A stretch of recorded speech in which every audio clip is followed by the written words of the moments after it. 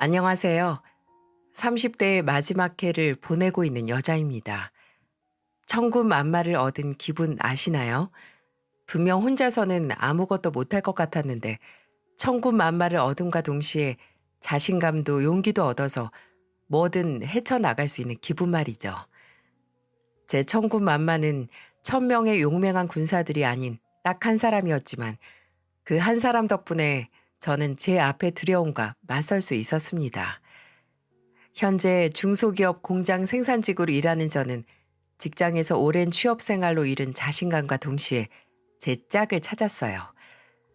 20대 후반에 취업 활동을 하면서 백수 생활이 길어지는 게 두려워 공장 생산직 아르바이트를 시작했어요. 근데 일을 해가면서 제 적성에 맞는 걸 알았고 그곳에서 만난 멘토의 도움으로 정규직 입사도 했죠. 그리고 그 멘토가 바로 저의 짝, 지금의 남편입니다. 남편은 제가 공장에 알바생으로 들어갔을 때부터 눈에 확 띄는 사람이었어요. 직장에서도 능력을 인정받아 비교적 젊은 나이에 반장으로 승진을 했고 성격도 좋아서 평판이 아주 좋았거든요. 제가 처음 공장으로 입사했을 때도 도움을 많이 줬고 제가 정규 입사를 했을 때 제 능력을 인정해주고 추천도 해주었고요. 그렇게 제가 정규 입사를 하고 몇 달 후에 남편은 제게 적극적으로 다가왔어요.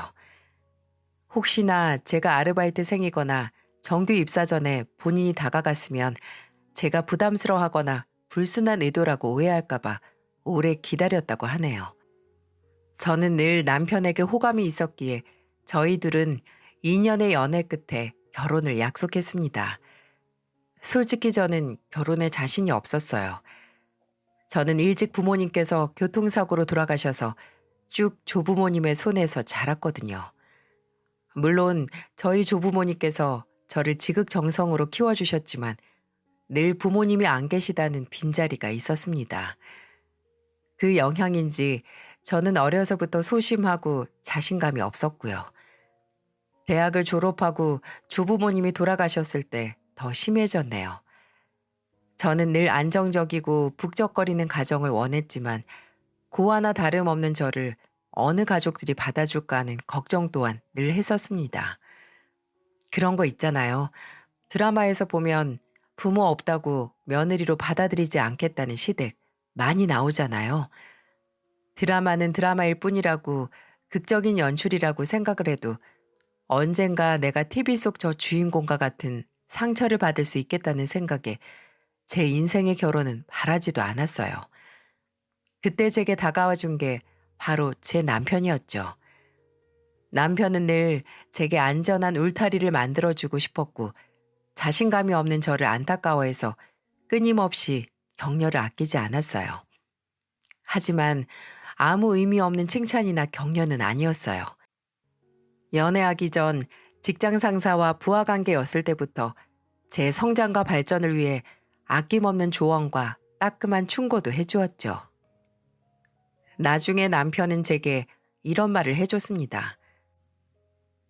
미애 씨 기억나?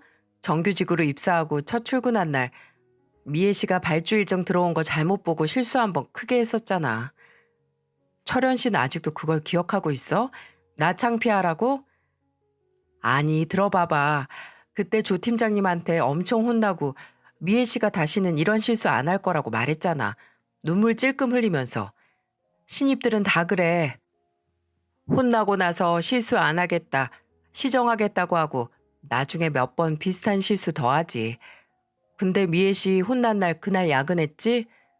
아무도 안 시키고 할 일도 없었는데 신입이 첫 출근이면서. 시스템 좀 미리미리 눈에 익히려고 남아있었지. 아무리 내가 아르바이트 하면서 손에 익은 일이라지만 접근할 수 있는 권한이 달라졌으니까. 그러니까 나는 미애 씨 그런 점이 좋더라.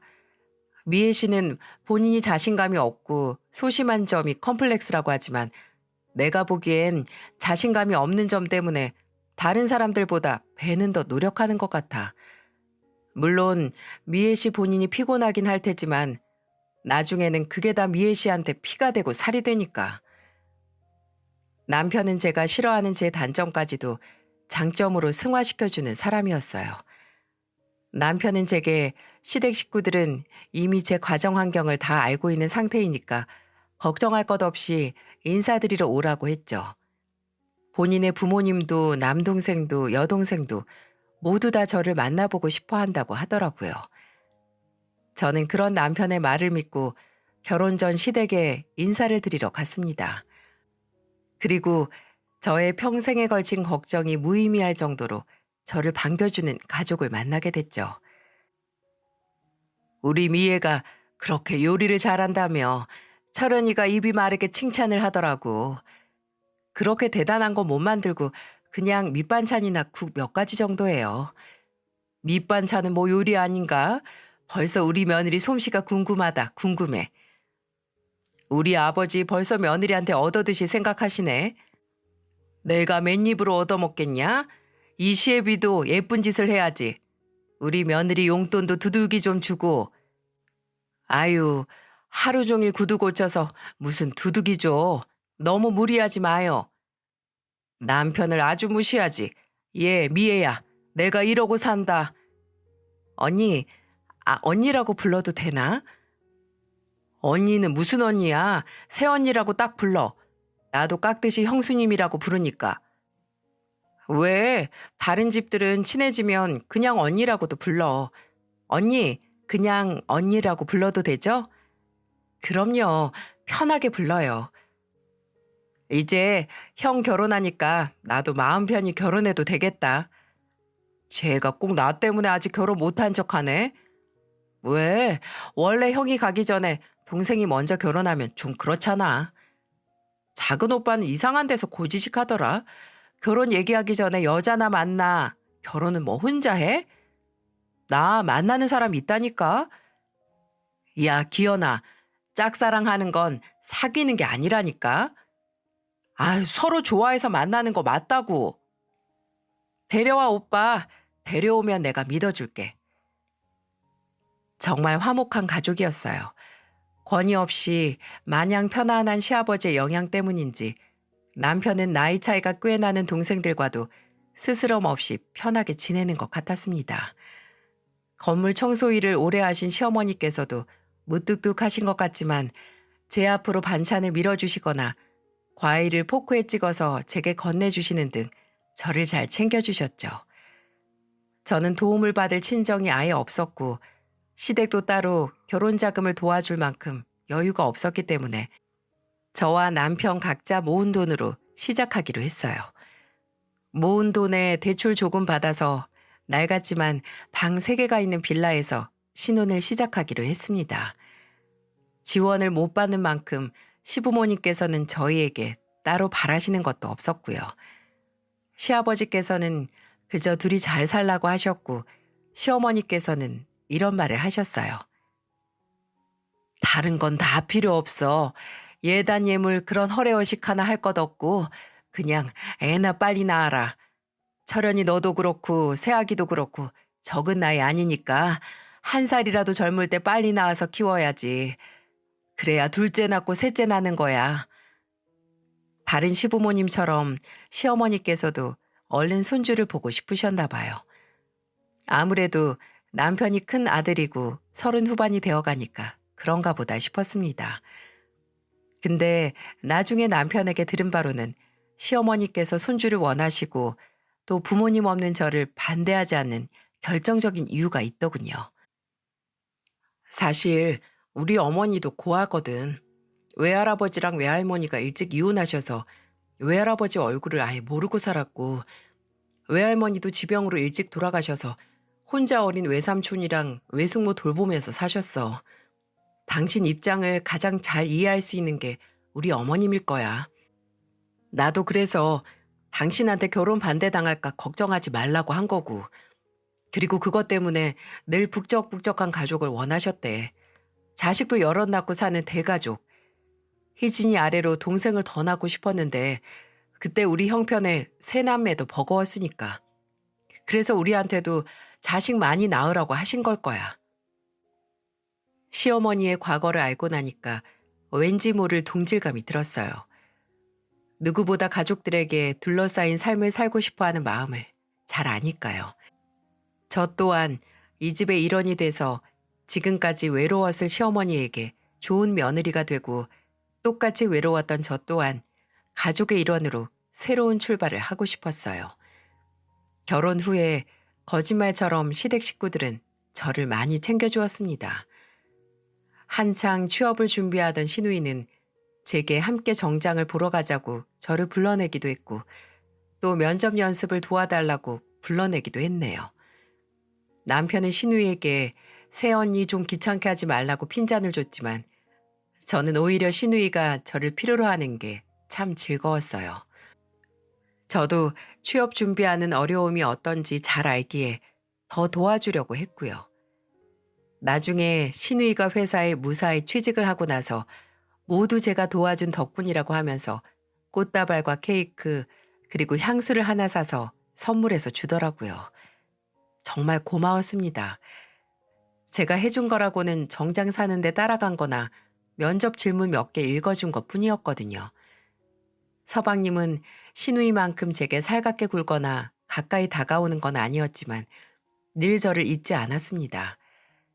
제약회사 의료기기 회사 영업사원인 서방님은 해외 출장이 잦았는데 그때마다 가족들 선물을 몇 개 사왔거든요. 근데 제가 결혼하고 가족의 일원이 된 후에는 당연하다는 듯이 꼭 제 것도 리스트에 넣어서 사다 주곤 했었네요. 화장품이나 먹을거리 아니면 제가 먹는 영양보조제가 뭔지 묻고 나서 더 좋은 걸 추천해 주거나 사다 주기도 했었고요. 어쩔 때는 먼저 연락해서 뭐 필요한 것 없냐고 먼저 물어보기도 하고요. 그 자연스러움에 괜히 감동을 했죠. 저도 그런 시누이와 서방님의 친절에 보답하기 위해 노력은 했지만 늘 모자란 것처럼 느껴졌습니다. 한 번은 시누이 생일이 다가와서 뭔가 대단한 걸 해주고 싶었는데 뭐 필요한 것 없냐, 뭐 좋아하냐 묻는 제게 시누이가 이런 말을 하더라고요. 언니는 가만 보면 받는 걸 잘 못하는 것 같아요. 그러니까 다른 사람도 아니고 가족한테 뭘 받으면 계속 보답해야만 한다고 생각하는 스타일이랄까? 물론 사람이 뭘 받으면 보답하는 게 도리긴 한데 가족끼리 너무 부담스럽게 안 생각해도 되잖아요. 그냥 편하게 생각해요, 편하게. 그 말에 내가 새롭게 갖게 된 가족의 역할에 너무 부담을 가졌나 하는 깨달음과 동시에 고맙기도 했었어요. 소심한 성격 탓에 남에게 미움받기 두려워했거든요. 혹시나 이 가족들 사이에서 밉볼까 저도 전전긍긍한 거죠. 근데 신우의 그런 말이 저를 조금은 그 구속과 부담에서 자유롭게 해줬습니다. 그 말을 들은 후로는 조금 편하고 자연스럽게 행동하기로 했습니다. 시아버지께서 제게 종종 용돈을 챙겨주시거나 저희 부부를 먼저 불러서 주말에 점심을 사주셔도 고마운 마음으로 나중에 보답을 하되 그 보답을 어떻게 하지? 이렇게 너무 큰 걱정을 하지 않기 위해 노력했죠. 한 번은 시아버지께서 저희 집에 놀러 오셔서 저희 신발장에 있는 제 오래된 구두를 보시더니 갑자기 두 발을 걷어붙이고는 낡은 구두를 모조리 꺼내시는 게 아니겠어요? 아버님, 커피 드릴까요? 아니면 어머 아버님, 지금 뭐 하세요? 아니, 너희 신발장에 낡은 구두가 몇 개 보여서 내가 한번 보려고 한다. 아버님, 왜 여기까지 오셔서 구두를 고치세요? 그냥 들어오세요. 잠깐만 기다려봐라. 이거 세 켤레 밑창만 붙여줄게. 밑창이 살짝 들린 구두를 보고 직업병이 도지신 건지 며느리 구두를 전혀 개의치 않고 그 자리에 앉아 뚝딱뚝딱 고치기 시작하셨네요. 너무 감사했지만 지저분한 구두를 시아버지 손에 맡기는 게 너무 죄송스러웠습니다. 그날 냉장고에 있는 재료 싹 꺼내 아버님께 점심 식사를 대접해 드렸네요. 있는 재료로 만든 차돌 전골뿐이었는데 시아버지께서는 이렇게 얻어먹으려고 구두 고친 게 아닌데 하고 웃으시면서 전골 한 대접을 싹 비우셨죠.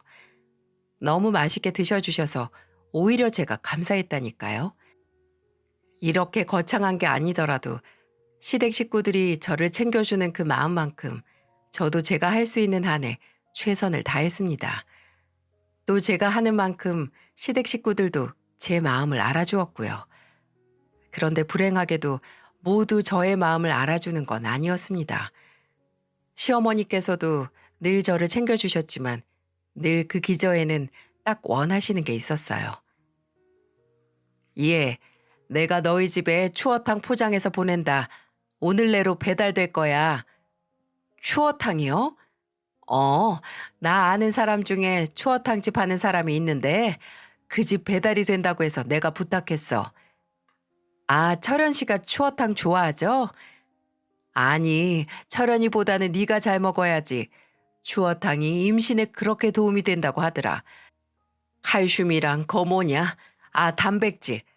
그걸 잘 먹어줘야 한다고 하더라고. 양보다는 질이라니까 잘하는 집에서 보냈지. 그렇습니다. 바로 임신. 시어머니께서는 제 임신을 위해서 여러 가지 선물을 보내주셨어요. 하루는 저희 집에 오셔서 정수기를 보시더니 이런 말을 하시더군요. 너희 그냥 정수기 물 마시니? 네, 저도 철현 씨도 따로 끓여 마시기 귀찮아서 그냥 정수기로 샀어요. 예, 그것보다 차 끓여 마셔라, 응? 대추차랑 쑥차, 작약차도 좋고 그게 임신에 좋다고 하더라. 말 나온 김에 내가 시장에서 사서 보내야겠다. 아예 집에서 마시는 걸 차로 바꿔서 늘상 마셔라. 어? 결혼한 지 1년이 다 돼가는데 도통 소식이 없네. 이렇게 시어머니와 함께 있으면 대화가 모두 제 임신으로 기결됐네요. 제가 일 얘기를 하면 혹시 공장에서 일하면서 힘들어서 임신이 안 되는 거 아니냐고 하시고 남편이랑 말다툼을 했다고 하면 혹시 사이가 안 좋아서 관계가 없냐고 그래서 임신 안 하는 거냐고 묻기도 하셨죠. 제가 결혼하고 1년이 지났을 때까지 임신 소식이 없자 제게 용한 점집에서 부적을 써왔다고 부적을 다발로 주시기도 했습니다. 매일 아랫배에 붙이고 다니라고 말이죠. 물론 이런 행동들이 좀 당황스럽기도 했고 또 이렇게까지 하셔야 하나 싶었지만 모두 얼른 손주를 보고 싶어서 그러시겠지 하는 생각으로 이해했습니다. 근데 무당에게 부적까지 써오시는 건 너무 간 게 아닌가 싶어서 저는 부랴부랴 산부인과에서 정식으로 검진을 받았어요. 혹시 시험관이 필요한지 알아야 하니까요. 저도 임신이 안 되는 게 불안한데 시어머니께서 매일같이 제 임신 걱정만 하시니까 더 불안하기도 했거든요. 애써 별일 아닐 거다 하고 월차를 내고 병원으로 달려갔습니다. 혹시나 싶어서 간 병원에서 청천벽력과 같은 진단을 받았어요. 의사는 제가 다낭성 난소 증후군으로 불임에 가깝다고 하더군요. 정말 충격적이었죠. 분명 평소 월경이 불규칙적이긴 했지만 문제가 있을 정도라고 상상도 하지 못했으니까요. 다낭성 난소 증후군은 시험관 임신이 답이라고 하던데 의사는 제가 호르몬 치료를 할 시기도 놓친 것 같다고 비싼 시험관 시술을 몇 번 시도하는 걸 추천하지 않을 수준이라고 하더군요. 병원에서 당장 제 희망을 빼앗긴 검사 결과를 듣고 이걸 남편에게 어떻게 말해야 하나 고민하고 있었습니다. 물론 제 몸의 문제이긴 하지만 이건 남편에게서 기회를 빼앗는 것이기도 하니까요. 퇴근한 남편에게 제 불임 사실을 전하니까 저만큼이나 충격을 받더라고요. 처음에는 표정 관리를 못할 만큼 사색이 돼서 좌절을 하더니 이내 혹시라도 제가 상처받을까봐 이미 불임인 걸 어쩌겠냐고 저를 위로하더군요. 하지만 남편이 크게 실망했다는 걸 전 알았습니다. 남편도 저 못지않게 얼른 자식을 갖고 싶어 했으니까요. 남편에게 이 소식을 알리는 것보다 무서웠던 건 바로 시어머니에게 알리는 것이었어요. 남편보다도 또 저보다도 제 임신을 염원했던 분이니까요. 저는 병원에 다녀온 그 주 주말에 시댁으로 갔습니다. 나쁜 소식은 빨리 전하는 게 나을 거라고 생각했거든요. 아직 사실을 모르는 시어머니는 저를 반갑게 맞이해 주셨고 시아버지께서는 모임에 나가셔서 시어머니 혼자 계셨어요. 저는 시어머니와 거실에 마주 앉자마자 말을 했습니다. 빨리 이 무거운 돌을 가슴에서 치우고 싶기도 했고 어떻게 생각해보면 혹시 시어머니께서 이런 제 처지를 이해하고 위로해 주실지도 모른다고 생각을 했었거든요. 어머님, 저 평일에 병원에 다녀왔어요. 산부인과요. 어머, 얘, 너 임신했니? 임신해서 다녀온 거야? 아니요, 그냥 검진차 다녀왔어요. 아, 그래? 뭐라든 큰 이상은 없다고 하지? 아니요, 그게 어머님, 저 아기 못 가는데요. 불임이래요. 저는 불임이라는 단어를 말하면서 울음을 터뜨렸어요. 저도 모르게 서러움까지 동시에 터져서 꺽꺽거리면서 울었죠. 시어머니는 그런 제 모습을 멍하니 보다가 이내 정신을 차리고 물으셨어요. 불임? 그게 무슨 소리야, 불임이라니. 제대로 검사한 거 맞아? 아니, 요즘 불임이라고 해도 클리닉이다 뭐다 가서 가질 수 있다고 하던데. 아니요, 전 가망이 없는 수준이래요. 시험관을 시도할 수는 있어도 확률이 낮을 거라고 의사도 권하고 싶지 않다고 하더라고요. 제 설명에 확인 사살을 맞은 것처럼 시어머니는 충격을 받아서 멍하니 계셨어요. 저는 괜시리 죄 지은 사람처럼 시어머니 앞에 가만히 앉아 있을 수밖에 없었고요. 몇 분이 지났을까 시어머니께서는 깊디 깊은 한숨을 내뱉고 입을 여셨습니다. 그리고 그 입에서 나온 말은 제 가슴에 커다란 구멍을 냈네요. 이래서 팔자라는 게 있는 거다. 너 봐라. 부모 복이 없으니 자식 복도 없지. 네? 아니, 그런 사람이 있다고 하더라고. 평생 혼자 살아야 하는 팔자. 그런 팔자가 괜히 욕심 때문에 남편 얻으니까 이렇게 된 거야. 괜히 팔자에 없는 남편을 보니까 몸에 장기가 망가져서 평생 자식 못 보게 된 거지. 아이고, 내가 못 살아. 내가 못 살아. 어머님, 그런 게 어딨어요. 제가 아이를 못 갖는 게 제 잘못도 아닌데요. 그럼 누구 잘못이냐? 어? 너 때문에 평생 자식 못 갖는 내 아들 탓이냐? 어? 아니면 큰아들 손주 못 보는 내 탓이냐? 네가 처음부터 네 몸 망가진 걸 알고 말했으면 나 너 며느리로 안 받아들였어. 부모 없이 자랐어도 그저 건강한 손주만 낳으면 괜찮다고 생각했는데 참 감쪽같이 속았네. 저 어머님 속인 적 없어요. 저도 몰랐으니까요. 제 몸 관리 못한 건 제 탓이지만 관리로도 안 되는 문제를 이렇게 질타받아야 하는 건지 모르겠네요. 너 말 한 번 잘했다. 관리로도 안 돼? 네가 그걸 어떻게 하니? 아니, 나중에 한 거. 그게 네 탓이야. 조금이라도 빨리 알았으면 너랑 내 아들 결혼 안 시켰어. 제 불임 사실을 듣자마자 바로 태도가 바뀌는 시어머니. 병원에서 진단 결과를 들었을 때보다 더 큰 충격이었어요. 망가졌다느니 속았다느니 하며 제 가슴에 대못을 박는 시어머니. 시어머니는 당장 제가 임신을 못하는 게 당사자인 제게 제일 상처가 아니라 본인이 큰아들에게 손주를 못 보는 게 더 큰 문제라고 생각을 하고 있었죠. 그때 저는 뭐라 말을 할 수 없었습니다. 아니, 지금 무슨 말을 해도 시어머니와 말이 통할 것 같지 않았네요.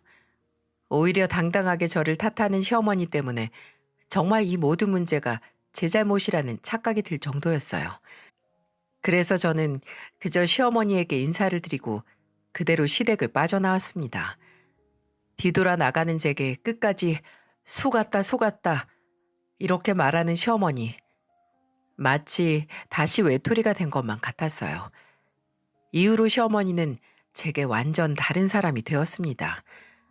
임신 못하는 며느리는 아예 필요도 없다는 듯이 저를 없는 사람 취급하시기도 했고 아니면 있는 트집 없는 트집 다 잡아가면서 저를 잡돌이를 하셨고요. 종종 남편이 시어머니의 그런 모습을 보고 제 편을 들어주시기도 했지만 그게 전부였어요. 제게는 그저 어머니도 속상해서 그러신다. 시간이 지나면 나아질 거다. 라고 했었죠. 하지만 제가 생각하기에 그리 쉽게 나아질 것 같지 않았어요. 시어머니를 제외한 가족들은 모두 다 저를 위로해 주었어요. 시누이는 아무 일도 없었던 것처럼 저를 대해줬고, 시아버지는 저를 보실 때마다 세상 안쓰러운 눈빛으로 바라보셨습니다. 그런 걱정과 관심이 감사하긴 했지만 한편으로 신경이 쓰이기도 했었어요. 다행인지 불행인지 저의 불임 문제가 묻힐 만한 일이 생겼네요. 바로 서방님의 결혼이라는 가족의 큰 행사로 제 문제는 가족 내에서 조금씩 잊혀져 가는 것 같았습니다. 물론 시어머니는 종종 잊지 않고 저를 몰아세우며 제가 불임이라서 본인이 손주를 못 본다는 걸 제게 일깨워 주셨죠. 저는 불임 문제로 원래 없었던 자신감도 점점 잃어갔고 가족들 사이에서도 스스로 고립되어 갔습니다. 시어머니를 제외한 나머지 가족들은 늘 변함없이 제게 잘해주었지만 저 스스로 단절됐던 것 같네요. 특히 남편과도 사이가 서먹서먹해졌고요. 근데 그런 저를 그런 상황에서 끄집어내준 사람이 있었어요. 바로 새로운 식구로 들어온 서방님의 아내, 바로 제 동서였습니다.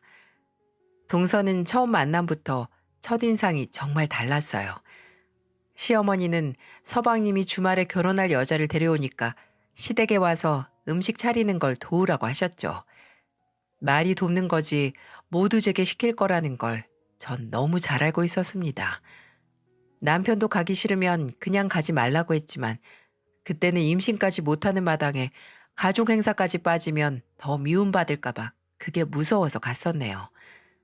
저도 참 가족에 소속된다는 거에 집착을 했었던 거죠. 아침 일찍 시댁으로 가서 혼자 식사 준비를 다 했습니다. 시어머니는 옆에서 이거 해라 저거 해라 잔소리만 양념 버무리듯이 할 뿐이었고요. 그렇게 제가 차린 음식 앞에서 누구보다 맛있게 먹고 아낌없이 칭찬을 했던 게 바로 동서였습니다. 우와, 저 가지가 이렇게 맛있는지 몰랐어요.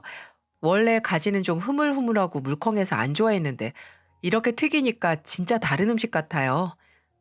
그거 우리 새언니가 한 거예요. 맛있죠?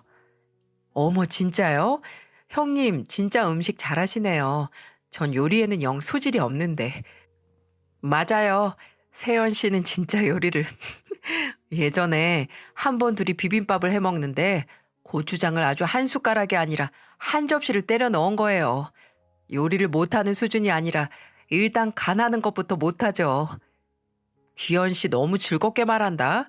시부모님 앞에서 예비 신부 흉 보니까 좋아? 아니, 다른 건 다 잘하지. 요리만 조금 연이 없을 뿐. 나중에 배우고 싶으면 형수님께 부탁해봐. 희진이도 저번에 형수님한테 요리 배우던데. 그치? 맞아요. 언니 이런 반찬뿐만 아니라 과자나 스콘도 엄청 잘 구워요. 저번에 스콘 배웠지. 정말요? 와, 진짜 대단하시다. 요리하는 손이 타고나셨나 봐요. 요리 그거 좀 잘한다고 뭐하니? 정작 필요한 데는 쓸모가 없는데. 상관없는 소리 그만하고 세연이 너는 어느 치과에서 일한다고 했지? 엄마, 무슨 말을 그렇게 해요? 내가 뭘 세연이 치위생사라고 들었는데 광화문에 있는 치과라고 했나? 네, 근데 광화문역보다는 종로 쪽에 더 가까워요. 형님, 케이크 구울 줄 아시면 나중에 저 케이크 굽는 법 좀 알려주세요. 베이킹 원데이 클래스 들어봤는데 그건 수강하는 학생이 많아서 제대로 알려주는 데가 별로 없더라고요. 아, 생크림 케이크나 파운드 케이크도 괜찮으면 다음에 알려줄게요. 와, 약속하시는 거예요? 임신도 못하는 며느리가 조금도 관심을 받거나 받는 걸 견딜 수가 없는 듯 시어머니는 제가 가족들에게 칭찬을 받자마자 단번에 그 분위기를 깨고 대화 주제를 바꾸시더라고요. 시어머니의 그런 행동은 이제 전혀 놀랍지도 않았어요. 놀랐던 건 시어머니의 무례한 말도 못 들은 척하고 제게 말을 거는 동서의 행동이었죠. 동서는 저와는 참 다른 사람 같았습니다. 무슨 말을 하든 당당하고 자신감에 차 있었고 말도 참 잘했어요. 제게 없는 면을 가진 동서가 참 대단해 보이기도 했고 또 한편으로 부럽기도 했죠. 동서는 말했던 대로 제게 케이크 만드는 법을 배웠고 그걸 계기로 가까워졌네요.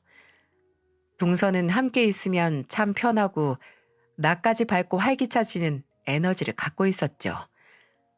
나이 차이가 많이 안 나서 정말 친한 언니 동생처럼 종종 만났습니다. 저는 술도 안 좋아하고 잘 못하기도 했는데 술을 좋아하는 동서에게 술도 배워서 술맛도 알게 됐죠. 그리고 동서가 결혼을 하고 얼마 지나지 않아 새롭게 가족이 된 동서도 저와 시어머니 사이에 기묘한 기류를 읽었었나 봅니다. 왜 아니겠어요? 시어머니가 그렇게 저를 싫어하는 티를 팍팍 내시는데 모르는 게 더 이상했겠죠. 어버이날을 맞이해서 시부모님을 모시고 서방님 부부와 시누이까지 함께 외식을 한 날이었습니다. 식사를 하기 전에 각자 선물이나 용돈을 시부모님께 전해드렸는데 그걸 보고 시어머니가 이런 소리를 하셨죠. 이런 거 다 필요 없다. 그저 결혼했으면 얼른 아이 갖고 손주 안겨주면 돼. 그게 선물이다 선물. 내가 장남한테서 이제 손주를 보지도 못하니까 기현이나 희진이 너희밖에 믿을 게 없어. 아니 당신은 무슨 또 그런 소리를 해. 이 좋은 날 꼭 그런 소리를 해서 애들만 불편하게 해야겠어? 내가 뭐 틀린 말 했어요? 나도 속상해서 그래요 속상해서. 엄마 아무리 속상해도 당사자만큼 속상해요? 이제 그만해요. 이제 음식 나온다. 우리 밥이나 먹어요. 그날도 어김없이 가시방석이었어요. 늘 행복했던 가족 행사가 저의 불임 소식과 함께 견딜 수 없는 지옥이 됐네요. 저도 남편도 더는 말하기 싫어서 아무 말 않고 있었습니다. 그때 맞은편에 있던 동서와 눈이 딱 마주쳤는데 제가 먼저 피해버렸어요. 괜히 창피하기도 하고 불편했거든요. 근데 그날 주말 저녁에 동서가 저를 따로 부르는 게 아니겠어요? 제가 사는 동네에 왔다고 앞에서 술 한잔 하자고 말이죠. 늦은 저녁에 불러내길래 무슨 일이 있나 하고 나갔습니다. 먼저 와 있는 동서는 늘 그렇듯 웃는 얼굴로 제게 술을 따라줬고 저희는 둘이 제일 좋아하는 닭 껍질 튀김과 목살꼬치, 계란말이를 시켜놓고 잔을 부딪혔죠. 술병을 한 병, 두 병 비우고 나니까 동서가 조심스럽게 입을 열더라고요. 형님, 어머님이 형님 불임 문제로 그렇게 못되게 구시는 거죠? 아, 눈치챘어? 그렇게 티를 내시는데 누가 몰라요. 형님 얼굴만 보면 임신 얘기만 하잖아요. 처음엔 그냥 사이가 좀 안 좋은가 했는데 형님이 일방적으로 당하시더라고요. 창피하다. 근데 처음에는 나도 많이 상처받았는데 지금은 그러려니 해. 오죽 속상하시면 그럴까 싶기도 하고. 형님, 진짜 착함이 지나치면 병이 돼요. 어머님이 저 결혼 전에 뭐 시켰는 줄 아세요? 산부인과에서 임신할 수 있는 몸인지 알아보라고 하셨어요. 의사한테 먼저 진단서 떼오라고요. 뭐? 상견례 하기 전에 저만 불러내서 그러시더라고요. 근데 제가 뭐라고 했게요? 저랑 남편 사이 아이 문제는 어머님이 관여하실 문제가 아니라고 했어요. 설령 제가 불임이라고 해도 그건 저와 남편 둘이서 알아서 할 일이지 어머님이 먼저 아시고 조치를 취할 상황이 아니라고요. 정말? 정말 그렇게 말했어? 그럼요. 웃기잖아요. 제가 임신 때문에 이 집의 며느리로 고용된 것도 아닌데. 근데 더 웃긴 건 제가 그렇게 세게 말하니까 어머님이 아무 말도 못 하셨다는 거예요. 정말 충격적이었어요. 시어머니에게 그렇게 맞받아친 동서도 또 그런 동서에게 아무 말도 못한 시어머니도 말입니다. 저는 늘 죄 지은 것도 없는데 스스로 죄인인 것처럼 굴었는데 말입니다. 형님, 어머님 같은 분은 강약, 약강이에요. 강하게 나가면 아무 말도 못하고 약하게 보이면 그저 잡아먹을 것처럼 구시는 거예요. 다리 필 자리 보고 피는 거죠. 그런 사람들한테는 강하게 나가야 내가 편해요. 형님이 뭘 잘못하신 게 아니잖아요. 불임 문제는 궁극적으로 형님 부부 문제고 둘이서 의논할 문제잖아요. 물론 같은 가족으로서 시어머니로서 아쉬울 순 있어도 형님이 이 집에서 그런 대우를 받을 만한 일은 아니라고 봐요. 그렇지. 그렇긴 한데 나도 괜히 위축이 돼서 남편도 별 다른 말도 없고 아마 아주버님이 형님 편을 더 들면 시어머니가 더 형님을 미워할까 봐 자제하시는 것 같아요. 어머님이 유독 그러시더라고요. 다른 가족들이 형님 얘기하거나 형님하고 얘기하는 것도 막 방해하는 것 같던데요. 솔직히 너무 유치하잖아요. 무슨 초등학생도 아니고 본인 마음에 안 든다고 다른 사람들과도 사이가 안 좋아져야 하나요? 형님, 한번 시도는 해보세요. 세게 나가세요, 세게. 저도 옆에서 많이 도와드릴 테니까 한번 어머님이 계속 그렇게 아나무인으로 나오면 맞받아 치세요, 저처럼. 형님, 그런 대접 받을 사람 아니에요. 그거 형님을 소중하게 생각하는 사람들한테 못할 짓이니까. 동서의 말은 제게 큰 깨달음과 동시에 힘을 전해줬어요. 분명 저는 잘못한 것도 없으면서 저 스스로 시어머니에게 그런 취급을 당해도 되는 사람으로 만들었던 겁니다. 제가 저를 보호했으면 시어머니도 저를 죄인 취급 못했을 텐데 말이죠. 괜한 자격지심과 자신감 저하로 저를 보호하지 못했네요. 늘 부모님의 빈자리를 그리워했던 저였지만 누구보다 저를 아꼈던 조부모님께 사랑을 받고 자란 걸 잊으면 안 됐어요. 만일 저희 조부모님께서 손녀가 시어머니에게 이런 대우를 받으며 하루하루 가슴에 상처를 입는다는 걸 알면 많이 속상해 하실 테니까요. 저는 동서의 조언을 받아들여서 저 스스로 강해지기로 했습니다. 원하던 아이를 못 가는 몸이 된 건 저의 운명으로 받아들이고 인정하면서 시작을 했죠. 스스로 제 탓을 안 하니까 누군가 이 문제로 저를 공격하면 방어하고 맞받아칠 수 있는 힘이 생기는 것 같았어요. 마침내 생각으로만 끝나지 않고 행동으로 옮길 수 있는 기회가 왔어요. 시어머니께서 금요일 저녁에 전화를 하셨더라고요. 다 늦은 저녁에 전화를 하셔서 놀라서 받았더니 또 어처구니 없는 소리를 하시는 겁니다. 여보세요? 어머님 무슨 일이세요? 이 시간에? 너 내일 도시락 한 5인분 정도 싸서 내일 아침까지 우리 집으로 와라. 네? 도시락이요? 그래. 내일 건물 청소 같이 하는 아줌마들이랑 나들이 가기로 했는데 내가 도시락 싸간다고 했어. 못하러 다 고생을 하니. 너 음식 잘 만들잖니. 애도 못 만드는데 잘 만드는 거라도 실력 녹슬지 않게 해야지. 안 그러니? 10시까지 만들어서 오려무나. 물에도 모르고 속을 벅벅 긁는 말. 예전에 저였으면 아무 말도 못하고 5인분이나 되는 도시락을 만들어 아침까지 시댁으로 갔겠지만 저는 저 자신을 보호하기로 했기에 호락호락하게 나갈 생각이 없었어요. 저는 심호흡을 한 번 하고 또박또박 말했죠. 어머님, 이제 저녁인데 재료는 언제 사서 언제 아침까지 다 만들어요. 저도 오늘 일하고 들어왔는데 주말에는 좀 쉬어야죠. 예, 너는 시애미한테 도시락 하나 못 사주냐? 네가 그것도 안 하면 나한테 뭐 해줄 건데? 제가 어머님께 꼭 뭘 해드려야 하나요? 부탁하시면 못 해드릴 것도 없지만 지금은 시간이 너무 늦었고 만들 재료도 없어요. 나중에 시간 많고 저도 해드릴 마음이 있으면 싸드릴게요. 김밥이라도 사서 가세요. 나들이 재밌게 하고 오시고요.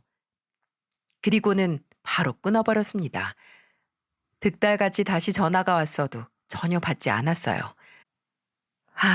시어머니에게 맞받아치는 게 쉽지는 않았지만 확실히 한번 해보고 나니까 자신감이 들더라고요.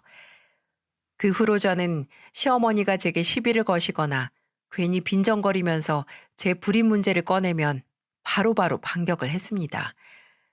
제 얼굴을 보자마자 아유, 얼른 손주를 봐야 할 텐데 라고 다 들리는 혼잣말을 할 때면 바로 다른 말을 꺼내면서 무시하거나 어머님, 한숨 많이 쉬면 쉬는 만큼 더 빨리 늙는데요. 라고 웃으면서 말했죠. 동서가 함께 있는 자리면 동서도 옆에서 거들어주기도 했었고요. 한 번은 시어머니와 동서와 함께 점심을 먹는데 시어머니께서 어김없이 임신 얘기를 꺼내는 게 아니겠어요? 예, 여자 몸은 출산하고 나서야 더 건강해진다더라. 무슨 호르몬이 나와서 그렇다는데 미애 너는 평생 그 덕 못 보니까 어쩌면 좋냐? 그러게 평소 몸 관리를 잘했어야지. 아닐걸요? 제가 알기로는 오히려 애 낳고 호르몬 문제로 고생하는 사람들도 있대요. 호르몬 분비 문제 때문에 피부 안 좋아지는 사람들도 있고, 근육통이나 관절 문제로 고생하는 사람들도 있고요. 그렇죠, 형님? 맞아. 어머님, 다 사람마다 다른 거예요. 어머님도 평소 골반이나 엉덩이뼈 아프다고 하시잖아요. 관절약도 달고 사시고, 세 명이나 낳았는데 나이 들고 뼈에 문제가 없을 수 없겠죠. 어머님 혹시 또 이상한 찌라시 같은 거 읽으신 거 아니에요? 그런 거 오는 거 읽지 마세요. 별 도움도 안 되고 제대로 된 사실 바탕으로 쓴 거 하나 없으니까. 그게 무슨 소리야? 찌라시라니. 내가 다 기사에서 본 거야, 기사에서. 정말요? 그럼 저도 읽어봐야겠다. 저 보내주세요, 읽어보게. 저도 읽어볼래요. 출산의 긍정적인 효과라니 저도 읽어보는 게 좋겠죠. 시어머니가 말씀하신 제대로 된 기사 아직도 받아보지 못했습니다. 아마 시어머니 머릿속에만 있는 게 아니었을까요? 물론 출산 후 호르몬의 변화로 긍정적인 효과를 본 분들이 있겠지만 시어머니는 사실 확인도 안 된 오로지 본인 생각인 걸로 임신 못하는 저를 조롱하시니까 좋은 말이 안 나왔죠. 이렇게 저는 종종 동서의 도움을 받으며 시어머니의 폭언을 헤쳐나갔습니다. 초반에는 시어머니도 제가 반격하는 말에 당황하고 말을 잇지 못하긴 하셨지만 나중에는 아주 오기가 생기신 건지 더 못된 말을 하시더라고요. 정말 저를 어떻게 해서든 이 가족에서 내쫓고 싶으신 건지도 모르겠네요. 제가 점점 주저앉아 있던 자신감을 회복해 갈 때쯤 드디어 사건이 터지고야 말았어요. 이 상황을 단번에 정리할 수 있는 사건이 말이죠. 시아버지의 생신을 맞이해서 저는 솜씨를 발휘하기 위해 아침 일찍 장을 봐서 시댁으로 갔습니다. 동서가 장을 보는 걸 도와서 저와 동서가 먼저 음식을 준비하기 위해 시댁으로 갔죠. 시어머니는 탐탁지 않은 눈으로 보는 둥 마는 둥 하셨고요. 매번 저를 두둔하는 동서도 모른 척 하셔서 혹시 동서까지 눈 밖으로 났나 했지만 동서는 별다른 신경을 안 쓰더라고요. 역시나 동서였습니다. 아무튼 평소 시아버지께서 좋아하시는 수육과 소고기 묵국, 잡채와 생선찜 등 상다리가 부서져라 음식을 만들었어요. 만드는 도중 시누이와 서방님, 남편도 시댁으로 왔죠. 여보, 나 도울 거 뭐 없어? 여기 불 쓸 곳 없으니까 거기 버너 가져가서 잡채만 볶아줘. 당면 불려놨으니까 야채 볶은 거에 넣고 지지기만 하면 돼. 이거 소스 챙겨가고. 알았어. 언니, 저는요? 상에 수저만 좀 놔줄래요? 그럼 상패하겠네. 작은 오빠, 상 좀 펴서 닦아줘. 어, 형님, 겉절이는 어딨어요? 아, 거기 식탁 의자 보냉백 안에. 엊그제 미리 담가 오신 거죠? 형님 혼자 하루 더 고생하셨네요. 잔치 주인공인 시아버지를 제외하고 온 가족이 생신상 준비로 분주했어요. 아, 시어머니께서도 뒷짐지고 두고만 보셨고요. 음식하는 저를 감시하느라 바쁘셨을 겁니다. 수육고기를 삶으면서 국을 끓이고 있는데 시어머니께서 슬금슬금 주방으로 들어오시더라고요. 주방에서 음식이 거의 다 완성되어 가는 냄새를 맡고 오신 거겠죠. 그런 시어머니의 움직임은 모른 척하고 음식만 만들었어요. 그랬더니 시어머님은 숟가락, 젓가락 하나씩 들고 제가 썬 수육과 국을 한 입씩 맛보시더군요. 그리고 입에 넣자마자 인상을 팍 쓰고 저를 쳐다보시는 겁니다. 어머 얘, 너 무슨 소금을 들이부었니? 이게 소태지 이게. 왜요? 국물이 너무 짜요? 이게 무슨 맛이야? 그리고 고기는 몇 분 삶았어? 아유, 난 나무 껍질 씹는 줄 알았네. 오래 안 삶았는데. 제가 고기를 먹어보니 참 질기긴 뭐가 질기다는 건지 입에서 살살 녹기만 하더라고요. 국도 전혀 간이 세지 않았고요. 동서, 이거 간 좀 봐봐. 너무 짜? 아니요. 전 짜게 먹어서 오히려 싱거운데요. 근데 괜찮아요. 맛있어요. 고기도 안 질긴데요?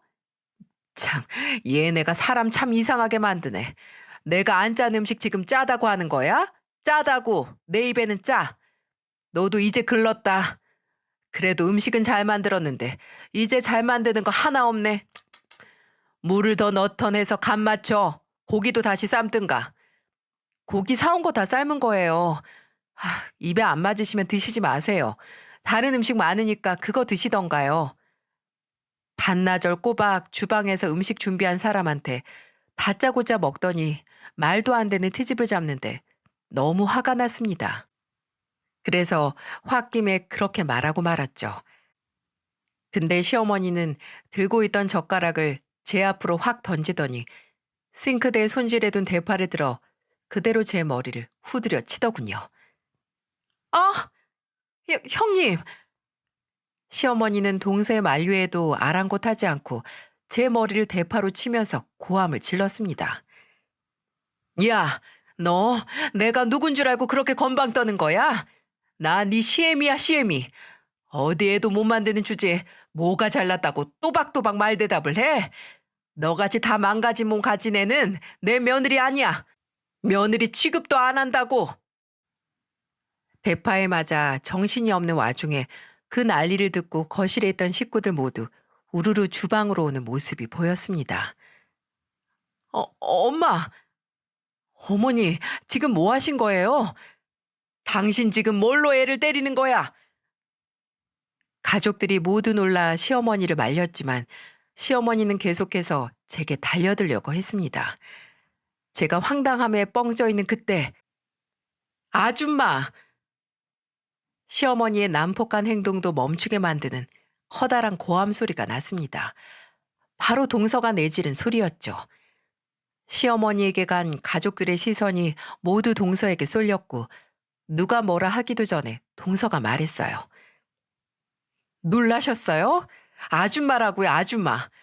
어머님도 고작 애 하나 못 갖는다고 형님을 며느리 취급 안 한다고 하시니까 저도 이렇게 몰상식한 행동하는 어머님을 시어머니로 취급 안 하려고요.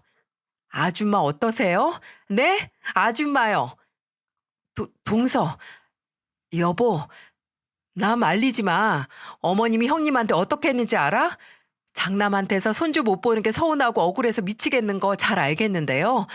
그 누구보다 미치겠는 건 형님이에요, 형님. 안 그래도 힘든 사람을 왜 그렇게 못 잡아먹어서 안달이세요?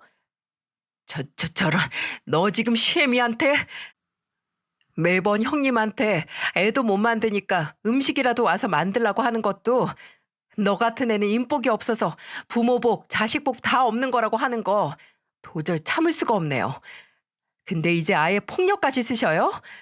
잘 만든 음식 괜히 꼬투리 잡아서 애도 못 만드는 게 음식도 이제 못 만든다고 글렀다고 하는 게 말이 된다고 생각하세요? 저 이제 어머님을 어머님으로 안 모셔요. 기본적인 사람 됨됨이도 없는 그런 사람 어른으로 시부모님으로 못 모신다고요. 엄마, 정말 그렇게 말했어? 당신 정말 어떻게 며느리한테 그런 말을 해? 당신 며느리한테 무슨 애라도 맡겨놨어? 왜 당신 애도 아니면서 포기를 못해? 내가 뭘 어쨌다고 이래? 너 없는 소리 하지 마. 내가 언제 그랬어? 안 그랬다고 하면 있는 일이 없는 게 되나요? 저 똑똑히 기억해요. 발뺌하실 생각하지 마세요. 어머니가 잘못하셨어요. 형수님이 제일 속상하실 텐데 왜 거기다가 매일 부르지르는 소리만 하세요? 엄마 진짜 우리도 매번 엄마 성질 더 돋굴까 봐 보고만 있었는데 이제 가만히 못 있겠어요. 언니한테 사과해요. 사과는 무슨 사과야 내가. 내가 뭘 잘못했는데. 부모도 없는 거 데려와다가 며느리 시켜줬는데 손주도 못 만드는 애 잘못 데려와서 내가 억울해 죽겠는데 내가 사과를 받아야지. 엄마 진짜 이제 그만 좀 하세요. 그때 묵묵히 제 옆에 있던 남편이 제 손을 잡고 소리를 쳤습니다. 무서운 눈으로 시어머니를 노려보더니 저를 보고 말하더군요. 미안해, 여보. 다 내 잘못이야. 내가 좀 더 적극적으로 행동했어야 하는데 그러질 못했어. 당신 편만 들면 어머니가 당신한테 더 모질게 굴까 봐. 그리고 나도 애를 못 갖는 거에 대해 마음이 안 좋아서 정말 미안해. 어머니, 이제 그만하세요. 애를 갖든 말든 저희 문제니까 앞으로 애 얘기는 절대 저희 앞에서 꺼내지 마시라고요. 너, 너 내가 누구 때문에 이러는데? 누구 때문은 무슨 누구 때문이에요? 다 어머니 욕심 때문이죠. 식구 더 늘리고 싶다는 욕심 때문에 괜히 이 사람만 죄인 된 거잖아요. 이 사람이 무슨 어머님 손주 낳아주려고 저랑 결혼한 줄 아세요? 앞으로 이 사람과 저 사이 문제에 대해 더 이상 입대지 마세요. 절대로. 아이가 갖고 싶으면 입양을 하던 할 테니까 괜히 시간 낭비할 필요 없이 정말 부모 손길이 필요하고 외로운 애들한테 부모가 되어주면 되죠. 뭐가 됐든 이 사람하고 저하고 알아서 할 테니까 이제 빠지세요. 더 이상 상관하지 마시라고요. 이게 남의 일이냐? 상관을 어떻게 안 해? 내 아들 일이고 내 손주 일인데. 당신 이제 그만 좀 해. 지들이 알아서 한다잖아. 왜 괜한 고집을 부려서 일을 이렇게 크게 만들어? 엄마, 이제 좀 그만해요. 어머님, 저 어머님한테 손주 안겨드리려고 이 사람이랑 결혼한 거 아니에요. 어머님을 크게 실망시켜드린 건 정말 죄송해요. 그런데 더 이상 제 불임에 대해서 말씀 안 하셨으면 해요. 아니, 하지 마세요. 저도 슬프지만 지금 제가 어떻게 할 수 없는 일이잖아요. 아니면 제가 어머님 아들이랑 이혼하고 새 며느리한테 손주 보시는 거 그걸 원하시는 거예요? 시어머니는 제 물음에 아무런 말도 하지 않으셨어요.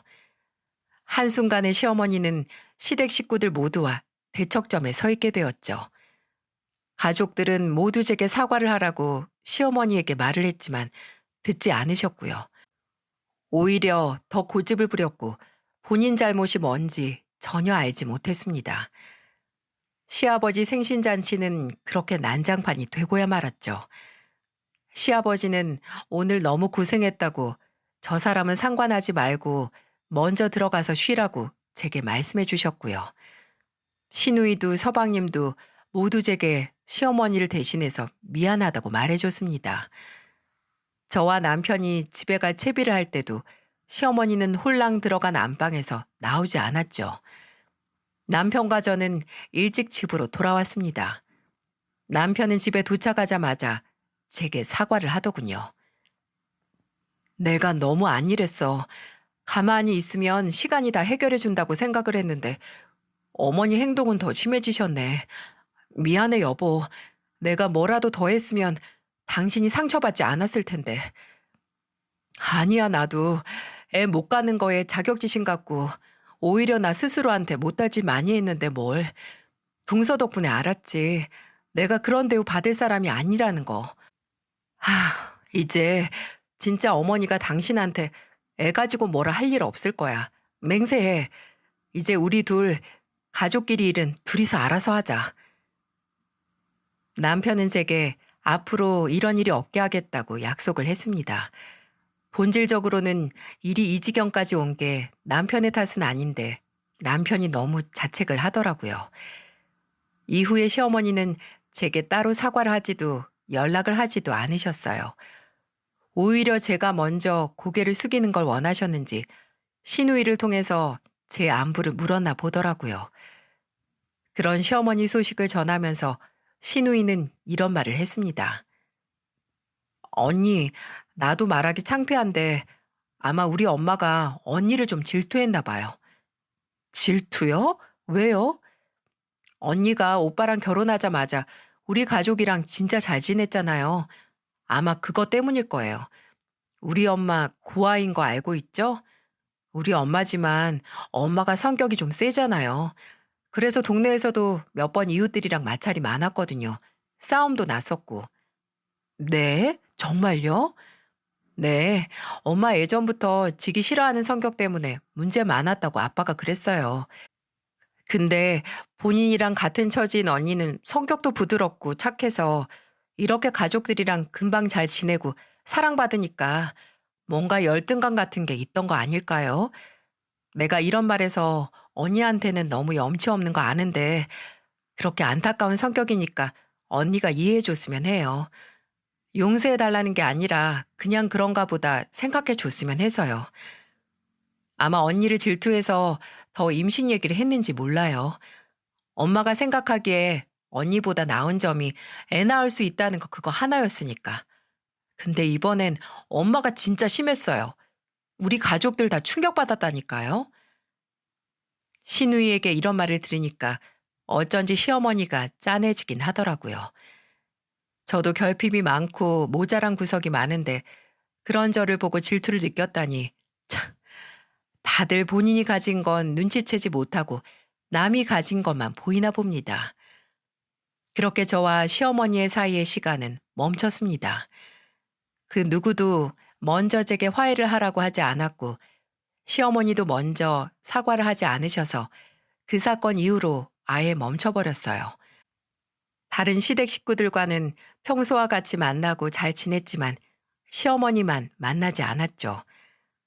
동서가 말하기엔 매번 다른 식구들이 시어머니만 보면 저한테 사과했냐고 잔소리를 해서 더 비뚤어지는 것 같다고 하더군요. 제가 예전에 그랬던 것처럼 시어머니는 그 고집 때문에 점점 가족들 사이에서 고립되는 것 같았습니다. 참 여러모로 어린애 같은 분이세요. 하지만 그렇다고 해서 제가 먼저 다가갈 생각은 전혀 없습니다. 저도 지금까지 받은 상처가 다 아물지 않았으니까요. 혹시 시어머니께서 먼저 잘못을 인정하시고 먼저 사과를 해온다면 생각해 봐야겠죠. 이제 와서 생각해 보면 정말 동서가 저희 집 식구로 들어오지 않았다면 어떻게 됐을까 싶네요. 아마 계속해서 제 자신을 보호하지 못하고 제 속은 골마 썩어갔겠죠. 나 자신을 보호하는 힘을 가져야 한다는 게 생각은 쉬워도 행동으로 옮기는 게 쉬운 일이 아니더라고요. 그런 용기와 동기를 알려준 동서에게 늘 고마운 마음뿐이랍니다. 동서는 맛있는 거 많이 해주고 착한 형님한테 보답한 거라고 농담처럼 말하는데 저는 정말 제 남은 인생은 동서에게 빚진 기분이에요. 요즘 남편과 입양에 대해 의논을 하고 있어요. 남편과 함께 정말 저희의 손길이 필요한 아이를 찾아 가정을 만들려고 합니다. 시어머니를 제외한 시댁 식구들 모두 저희를 응원해주고 있습니다. 이렇게 한 명만 빼면 화목하고 사랑이 넘치는 가정에서 자란다면 분명 본인을 소중히 지킬 수 있는 강한 아이로 자랄 수 있겠죠. 저의 늦은 성장 스토리를 들어주셔서 정말 감사드려요. 제 이야기를 들어주신 분들 모두 본인 자신을 소중히 생각하고 보호할 수 있는 용기를 가지셨으면 합니다. 안녕하세요. 초등학교 교사로 일하고 있는 30대 여자입니다. 타이타닉과 아바타의 감독 제임스 카메룬의 이혼 이야기를 아시나요? 영화계의 거장은 예전에 만났던 여자를 못 잊어서 2년 동안 결혼 생활을 했던 아내 린다에게 600억 원의 위자료를 줄 테니 깨끗하게 이혼해 달라고 했죠. 사람들은 이 얘기를 듣고 그래 600억 정도면 그까짓 이혼이야 주례까지 서줄 수 있고 받은 돈으로 멋지게 새 출발하겠네 라고 하더군요.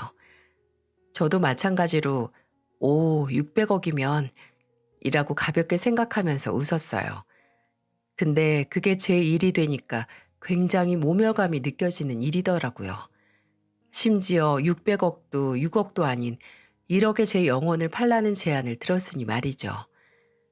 저는 연인이나 부부관계에서 무조건적인 사랑은 불가능할 거라고 생각을 했어요.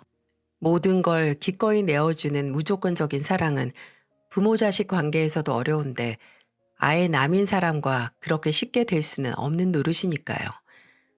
저희 아버지께서는 제게 무조건적인 사랑을 주는 분이었어요. 어머니께서 일찍 돌아가시고 딸과 둘만 남은 아버지는 금보다 귀한 외동딸에게 뭐든 할 수 있는 걸 해주려고 노력하셨죠. 코다리찜 전문점을 오래 운영하신 아버지께서는 연중 무휴 쉬지도 않으시고 식당에 나가 일을 하셨는데 그런 아버지께서 쉬는 날은 늘 제가 관련된 날이었죠. 초등학교 때 부모님과 함께 가는 소풍날, 학부모 창간 수업, 수능 당일과 대학교 입학식과 졸업식, 그리고 제 결혼식 이런 날이요.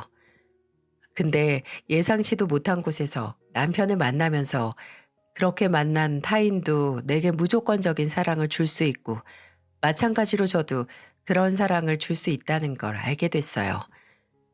남편과의 만남은 한밤중 술 냄새가 잔뜩 나는 전화 한 통으로 시작이 됐어요. 예전에 임용고시를 준비하면서 다닌 도서관에서 만나 친해진 언니에게서 전화가 오는 겁니다. 그 언니는 로스쿨을 다니면서 변호사 시험을 준비 중이었는데 제가 독서실 총무를 하면서 아르바이트도 겸하고 있어서 친해졌었거든요. 그 당시 저는 임용고시를 패스한 1년차 교사였고 언니는 한 번의 낙방을 경험한 변호사 지망생이었죠. 날짜를 보니까 1월 중순이 지났기에 혹시 좋은 소식을 가져왔나 해서 빠르게 전화를 받았는데 웬걸? 술 냄새가 잔뜩 나는 목소리가 제 이름을 외치고 있더라고요. 야, 야, 야, 받았다. 수진아. 술에 잔뜩 취한 목소리가 솔직히 뭐라고 하는지 정확히 알아먹지도 못했지만 저는 이미 이 언니의 주사를 잘 알기에 제가 그 당시 자취하던 집 근처에서 술을 먹고 있으니까 데리러 오고 저희 집에서 하룻밤 재워달라는 말 같았어요. 그리고 씁쓸하지만 목소리를 봐서는 언니가 시험에 떨어졌다는 걸 감지했죠. 집에서 입던 트레이닝복 위에 패딩만 걸치고 평소 언니가 동네에 놀러 오면 갔던 꼼장어 집으로 향했습니다.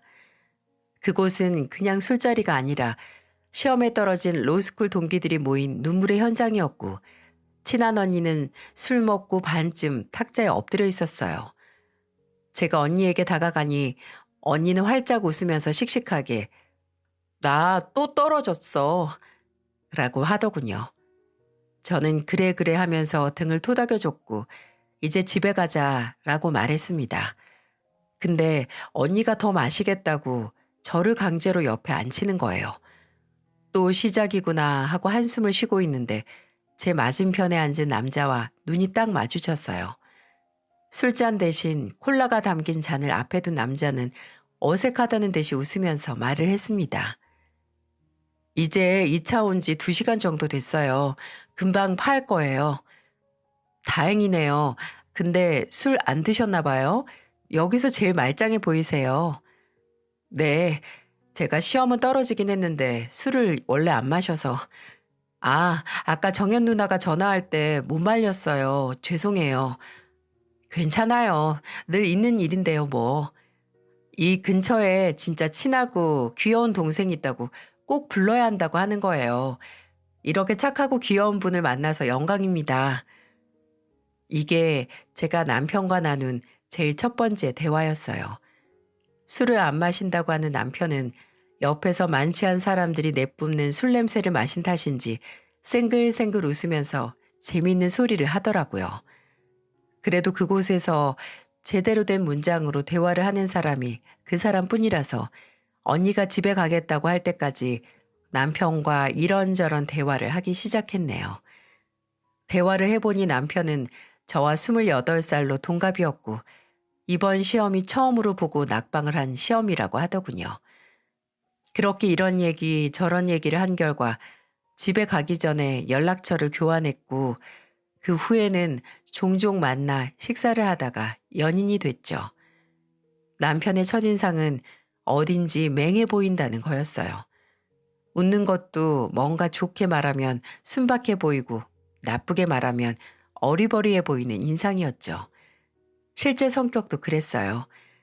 착하고 다정한데 너무 설렁설렁한 느낌이 나서 제가 매번 좀 야무지게 해봐 라고 말을 했으니까요. 근데 말은 또 엄청 청산유수로 잘했습니다. 이래서 변호사가 되려나 보다 할 정도였어요. 그런 매력에 빠져서 남편의 공부 때문에 한 달에 2번씩 만났어도 좋았고 만난 후에도 피곤해서 코피를 흘리는 것도 그저 안쓰럽기만 했네요. 남편은 다행히 집안이 여유로운 편이어서 공부하면서 배를 고른다거나 시간을 쪼개서 아르바이트를 하지도 않았어요. 하지만 자취를 해서 종종 아버지께 부탁을 해서 식당에서 반찬을 조금 더 만들어 남편에게 가져다 주곤 했습니다. 남편은 변호사가 되는 것에 큰 뜻이 있는 사람이었기에 사랑하는 사람의 꿈이라고 생각을 하고 열심히 응원을 해줬습니다. 제 직업이 교사잖아요. 그래서 시험 공부를 할 때 조금 더 깔끔하게 정리된 걸로 하라고 형사법, 법조 윤리, 민사법과 공법을 각각 스터디 카드를 만들어서 주기도 했고, 정말 친한 친구의 사촌 언니가 변호사라서 시험 전 논술 문제에 대한 질문을 따로 자리를 만들어 자문하게 해주기도 했어요. 공부를 하는 남편과 연애를 하는 건 생각보다 힘들지 않았어요. 공부를 도와주는 것도 오히려 도우면서 저도 생소하고 신기한 사실들은 알아가는 재미가 있어서 오히려 즐거웠고요. 단 한 가지 어려웠던 건 바로 노력을 함에도 원하는 결과를 얻지 못해 힘들어하는 남편을 가장 가까이에서 지켜보는 거였죠. 종종 제 앞에서 힘든 내색을 단 1%도 보이지 않으려는 게 보여서 까놓고 말했습니다. 그 이후 남편은 조금씩 달라졌어요. 힘든 일이 있으면 속 시원하게 말하고 제게 위로받았고, 짜증이 나고 예민한 날이 있으면 저에게 미리 말해서 쌓인 스트레스를 풀고 남편을 예민하게 만드는 원인을 찾아 해결하려고 노력을 했습니다. 그렇게 남편과 어느새 만난 지 1년이 가까워졌고 갑자기 예상도 못한 말을 하더군요. 수진아, 혹시 거절하고 싶으면 바로 거절해도 돼. 전달하는 것뿐이니까 부담 가지지 말고. 우리 어머니가 수진이 너 초대해서 식사 대접이라도 하고 싶다고 하는데 혹시 생각 있어? 어디 전쟁이라도 나가는 사람처럼 비장한 얼굴로 남편이 제게 물어본 건 남편의 어머니께서 저를 초대하고 싶다는 얘기였어요. 제게 부담 주고 싶지 않다고 하면서 평소에는 말도 잘하는 사람이 우물쭈물거리며 설명하더라고요. 우리 엄마 분명히 널 내 결혼 상대로 생각하고 초대하시는 거야. 네가 나한테 얼마나 잘하는지 다 아시거든. 내가 다 말하고 종종 내 자취방 오시면 티가 딱 나기도 하니까. 괜히 결혼 얘기 나와서 부담스러울 수 있으니까 불편하면 솔직하게 거절해줘. 왜 부담스러워? 찬혁이 너 나랑 결혼 생각 없어? 어? 아, 나야 너무 하고 싶지. 고맙지. 근데 나 시험도 계속 떨어지는데 네 발목 잡는 건 아닐까 봐. 난 물어볼 것도 없어. 너만 괜찮으면 정말 난 너뿐이야. 으, 말로 먹고 사는 직업 가지려고 하는 사람이 이렇게 말을 못해서야. 어머니께 말씀드려. 미래 아들 며느리가 감사한 마음으로 찾아뵙겠다고. 이렇게 얼렁뚱땅 남편과 제가 결혼을 전제하에 연애를 하는 게 저희 사이에 공식화됐고, 저는 처음으로 제 시어머니가 될 분을 만나게 됐습니다. 남편은 어렸을 때 부모님께서 이혼하신 후 어머니와 동생과 함께 살고 있었어요. 어머니께서는 한복집을 운영하셨고 동생은 공무원이었어요. 근데 남편이 가족들에게 어떻게 설명을 한 건지 그날 저는 시댁에서 귀빈 대접을 받았답니다. 시어머니의 첫인상은 와, 한복집 운영하실 만하다 였어요. 단아하고 우아하신 외모에 목소리나 말투도 나긋나긋 하셨거든요. 제가 현관문을 지나 인사를 하기 전에 부드러운 손으로 제 손을 잡으시면서 이렇게 말씀하셨죠. 우리 아들 만난다고 고생이 많아요. 남의 집 소중한 딸 한창 이것저것 하면서 연애할 시기에 이렇게 뒷바라지만 해서 어떻게 해? 내가 늘 고마워하고 있어요. 우리 수진 양 위해서 기도도 많이 하고. 아유, 제가 고생하는 게 뭐가 있어요. 공부하는 사람이 훨씬 더 힘들죠. 아니에요. 내가 잘 알지. 자식 공부시켜봐서 너무 잘 알아. 곁에 있는 사람도 피가 마르는 거야, 그게. 어머, 내가 손님을 현관문 앞에 이렇게 세워두고 말이 길었네. 일단 들어가서 앉아요, 앉아. 커피 줄까요? 아니면 홍차? 밥 먹기 전에 간단하게 차 마셔요, 우리. 무슨 온다리를 내조하는 평강공주를 대하는 것처럼 시어머니께서도 저를 아주 다정하고 대단하다는 눈으로 쳐다보시고 평소 쉬는 날 집에도 잘 안 붙어 있다는 시누이도 집에 안 나가고 저를 보기 위해 남아 있더라고요. 언니, 지금 일하고 있는 학교는 어느 동네에 있어요? 야, 지혜야, 무슨 초면에 바로 언니라고 부르냐? 뭐 어때서? 어차피 둘이 결혼한다며. 그때 집에 와서 나랑 엄마 붙들고 자랑했잖아. 수진이가 나랑 결혼한대. 엄마 며느리래. 라고. 벌써 잊었어? 아이, 넌 그걸 지금 왜 말해? 어머, 왜 지금 말하면 안 되니? 혹시 결혼 생각 없어? 수진 양, 그냥 했던 말이에요? 아니요, 전혀 아니에요. 진심이었어요. 찬혁이, 아니 찬혁 씨가 저 불편해할까봐 괜히 저러는 거니까 신경 쓰지 마세요. 제가 결혼할 거라고 그 앞에서 확정까지 내리니 시어머니는 10년 묵은 채증이 한 번에 내려가는 사람처럼 활짝 미소를 지으셨어요. 찬혁이가 수진 양 만난 후에는 발 뻗고 자잖아요. 고등학교 들어갈 때도 그렇고 대학교 들어갈 때도 그렇게 공부하는 애 때문에 가슴 졸였는데 이제는 또 로스쿨 시험 본다고 하니 내가 기함을 했지. 그게 또 끝이 아니라 이제는 국가고시까지 있다고 하는데 아유 지겨워. 엄마가 지겨울 게 뭐 있어요. 공부는 다 내가 하는데. 부모 마음이라는 게 그게 아니야 이놈아. 아무리 공부는 네가 하고 시험은 네가 본다지만 엄마도 같이 보는 기분이라고. 근데 내가 그 걱정을 수진 양이랑 나눠서 들으니까 살겠어요. 고마워요 수진 양. 근데 또 수진 양하고 수진 양 아버님께 못할 짓 하는 건 아닌가 몰라. 고마워하셨다가 미안해하시고 또 가족이 되자고 하셨다가 그러면 너무 이기적인 것 같다고 하시고 작은 원맨쇼를 보는 것 같았네요. 시어머니께서는 참 귀여운 분이셨어요. 아들의 곁에 든든한 지원군이 있는 걸 원하는 부모로서의 마음과 또 같은 부모로서 저희 아버지께 죄송한 마음이 시어머니의 내면에서 싸우는 것 같았죠. 그 후로는 종종 시어머니께서 먼저 연락을 하셔서 밥을 사주시거나 저 생각나서 샀다며 옷이나 스카프 같은 걸 사서 남편을 통해 보내주셨어요. 남편을 통해서 저희 아버지 생신도 알아내셨는지 편하게 입을 수 있는 개량 한복 세트를 보내주셔서 또 한 번 감사 연락을 드렸고 저도 시어머니 한복집으로 꽃바구니를 보냈어요. 그렇게 시간이 흘러 남편이 두 번째 변호사 시험에서 떨어졌을 때 결심했어요. 이 사람과 그 해에 결혼식을 치러버려야겠다고 말이죠. 왜냐하면 남편은 두 번째 낙방으로 크게 좌절했고 그 좌절 때문에 거의 심리적으로 고립될 뻔했거든요. 공부하면서 물론 점수 관리도 중요하지만 무엇보다 멘탈 관리가 제일 중요하잖아요. 남편의 자존심, 자존감은 바닥을 쳐버렸고 저는 그런 남편의 정신을 붙들 수 있는 건 결혼을 함으로써 믿음을 주고 안정감을 주는 것뿐이라고 생각을 했어요. 그래서 제가 프로포즈를 했어요.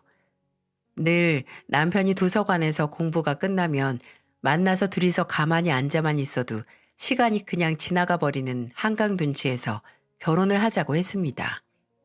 제가 좀 오버를 하긴 했어요. 전통적인 방법으로 한쪽 무릎을 꿇고 결혼하자고 했거든요. 본식에서 사용할 반지가 아니라 편하게 커플로 낄 반지를 사서 내밀고 말했죠. 결혼하자. 앞으로 어떤 일이 일어나고 또 뭘 성공하고 실패를 할지라도 늘 네 곁에 있을게. 나도 사람이라서 종종 무슨 일이 생기면 널 원망할 수도 있고 시비도 걸고 예민해져서 미운 소리도 할 거야. 하지만 난 알아. 그런 나를 받아줄 사람도 너뿐이고 어떤 일로 싸우든 우리는 다시 우리의 자리로 돌아와서 함께 할 거라는 걸. 자녀가 행복하게 해줄게. 너도 날 행복하게 해줘. 좀 오글거리죠? 저도 그렇게 생각해요. 제가 남편에게 한 프로포즈 대사를 아직까지 기억하고 있는 건 그때 몇 날 며칠을 다이어리에 적어가면서 할 말을 정했기 때문이에요. 그리고 그 다이어리는 지금까지도 잘 간직하고 있고요. 남편은 입도 못 대다가 마침내 저를 바닥에서 일으키고 꼭 안아주면서 행복하게 해주겠다는 대답을 했네요. 그렇게 남편은 세 번째 시험과 동시에 결혼 준비까지 하게 됐어요. 물론 결혼 준비는 거의 제가 한 거나 마찬가지지만요. 시어머니께서는 제가 결혼식에서 입을 한복도 손수 치수를 재서 수제 제작을 해주셨어요. 그리고 완성된 한복을 입혀주실 때 평생 행복하게 잘 살라고 기도하는 마음으로 하나하나 만들었으니까 수진이는 꼭 행복할 거야. 이런 말씀도 해주셨죠. 저는 그 영원히 담긴 한복을 입고 남편과 결혼을 했습니다.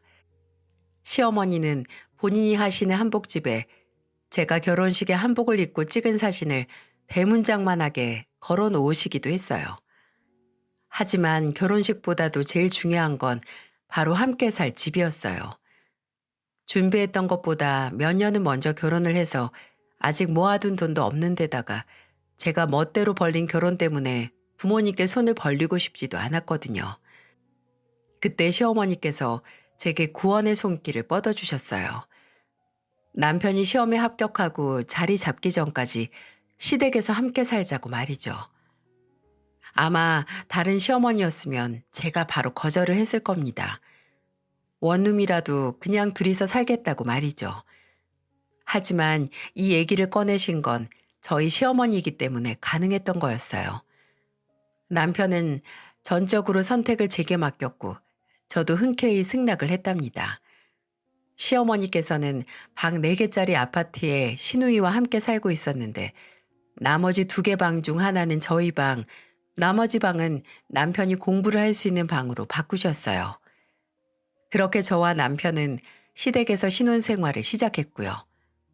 너무 좋았습니다.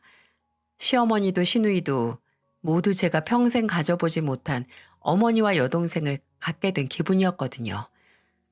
남편이 아침에 독서실로 나가면 저녁에 들어왔기에 저희 셋이서 참 잘 붙어서 시간을 보냈죠. 주말에는 목욕탕에도 갔고 백화점에도 같이 가고 경복궁이나 경리단길 등 서울에서 놀러 갈 수 있는 곳은 다 가본 것 같아요.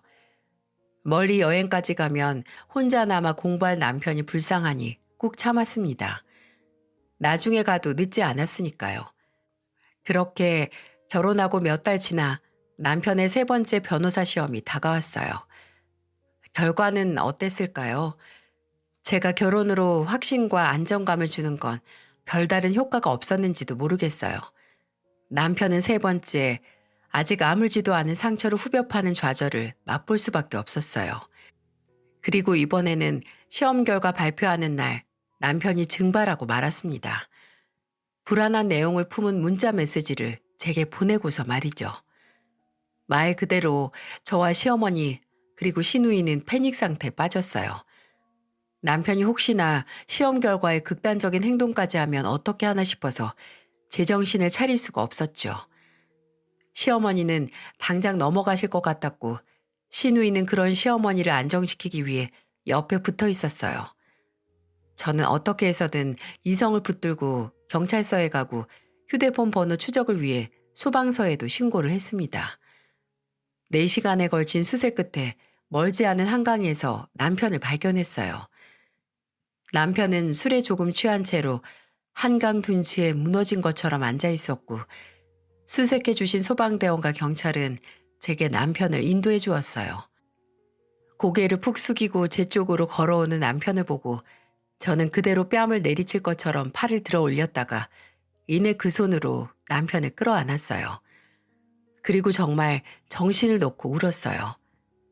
남편도 저를 따라 울었고 저는 남편에게 어떻게 됐든 너를 사랑하고 옆에 있을 거라는 말은 사실이라고 나는 어떻게 해서든 당신을 먹여 살릴 테니까 계속 시험 도전을 하든 아니면 다른 직업을 갖든 상관없다고 말했죠. 그렇게 집에 무사기환한 남편은 3일의 고민 끝에 마지막으로 한 번 더 도전을 해보고 안 되면 다른 일을 시작해서 새 출발을 하겠다고 했어요.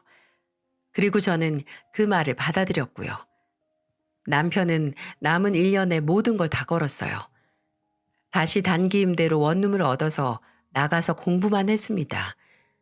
고생 끝에 낙이 오고 서당계 3년이면 풍어를 읊고 만추가경이라는 사자성어처럼 남편은 이제는 마지막이란 생각으로 큰 결실을 냈습니다.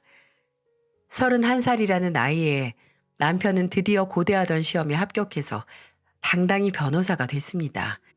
남편은 조금의 시간 낭비도 하지 않았어요. 합격을 축하할 시간도 없이 바로 일할 수 있는 로펌을 찾아 면접을 보러 다녔고 바로 취직을 했어요. 메이저 로펌은 아니었지만 회사 규모도 꽤 큰 로펌이었죠. 남편은 앞으로 2년 동안 바짝 돈을 모아 분가해서 둘이서 살자고 했습니다. 그리고 못 누렸던 둘만의 신혼생활을 하자는 말도 했고요. 시어머니는 남편의 합격 발표 날 이런 말을 하셨네요. 이거 찬혁이 너 혼자 낸 결과 아니다. 수진이가 함께 낸 결과야. 아무리 제 도움이 많은 역할을 했어도 굳이 이런 말까지 안 해주셔도 되는데 확신에 찬 눈빛으로 저를 보면서 하는 말에 크게 감동을 했네요. 정말 이제는 모든 걱정이나 불안을 당연히 곁에 두는 일상이 아닌 평온하고 따뜻한 일상을 보낼 거라는 생각에 가슴이 벅차올랐어요. 하지만 그렇게 벅차오른 가슴은 1년을 채 넘기지 못하고 그대로 가라앉고 말았습니다. 마치 이 고비만 잘 넘기면 달콤한 순간이 올 거라고 내 자신에게 되뇌었던 게 모두 거짓이었다고 누군가가 비웃는 것처럼 말이죠. 그리고 그 비웃음의 주인공은 제가 누구보다 믿던 사람의 형체를 하고 있었어요. 지금 생각해보면 그 순간은 그날부터 시작이 됐던 것 같아요.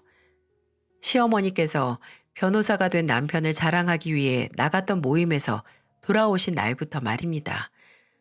시어머니는 남편이 시험에 합격한 후로 정말 바쁘게 지내셨어요.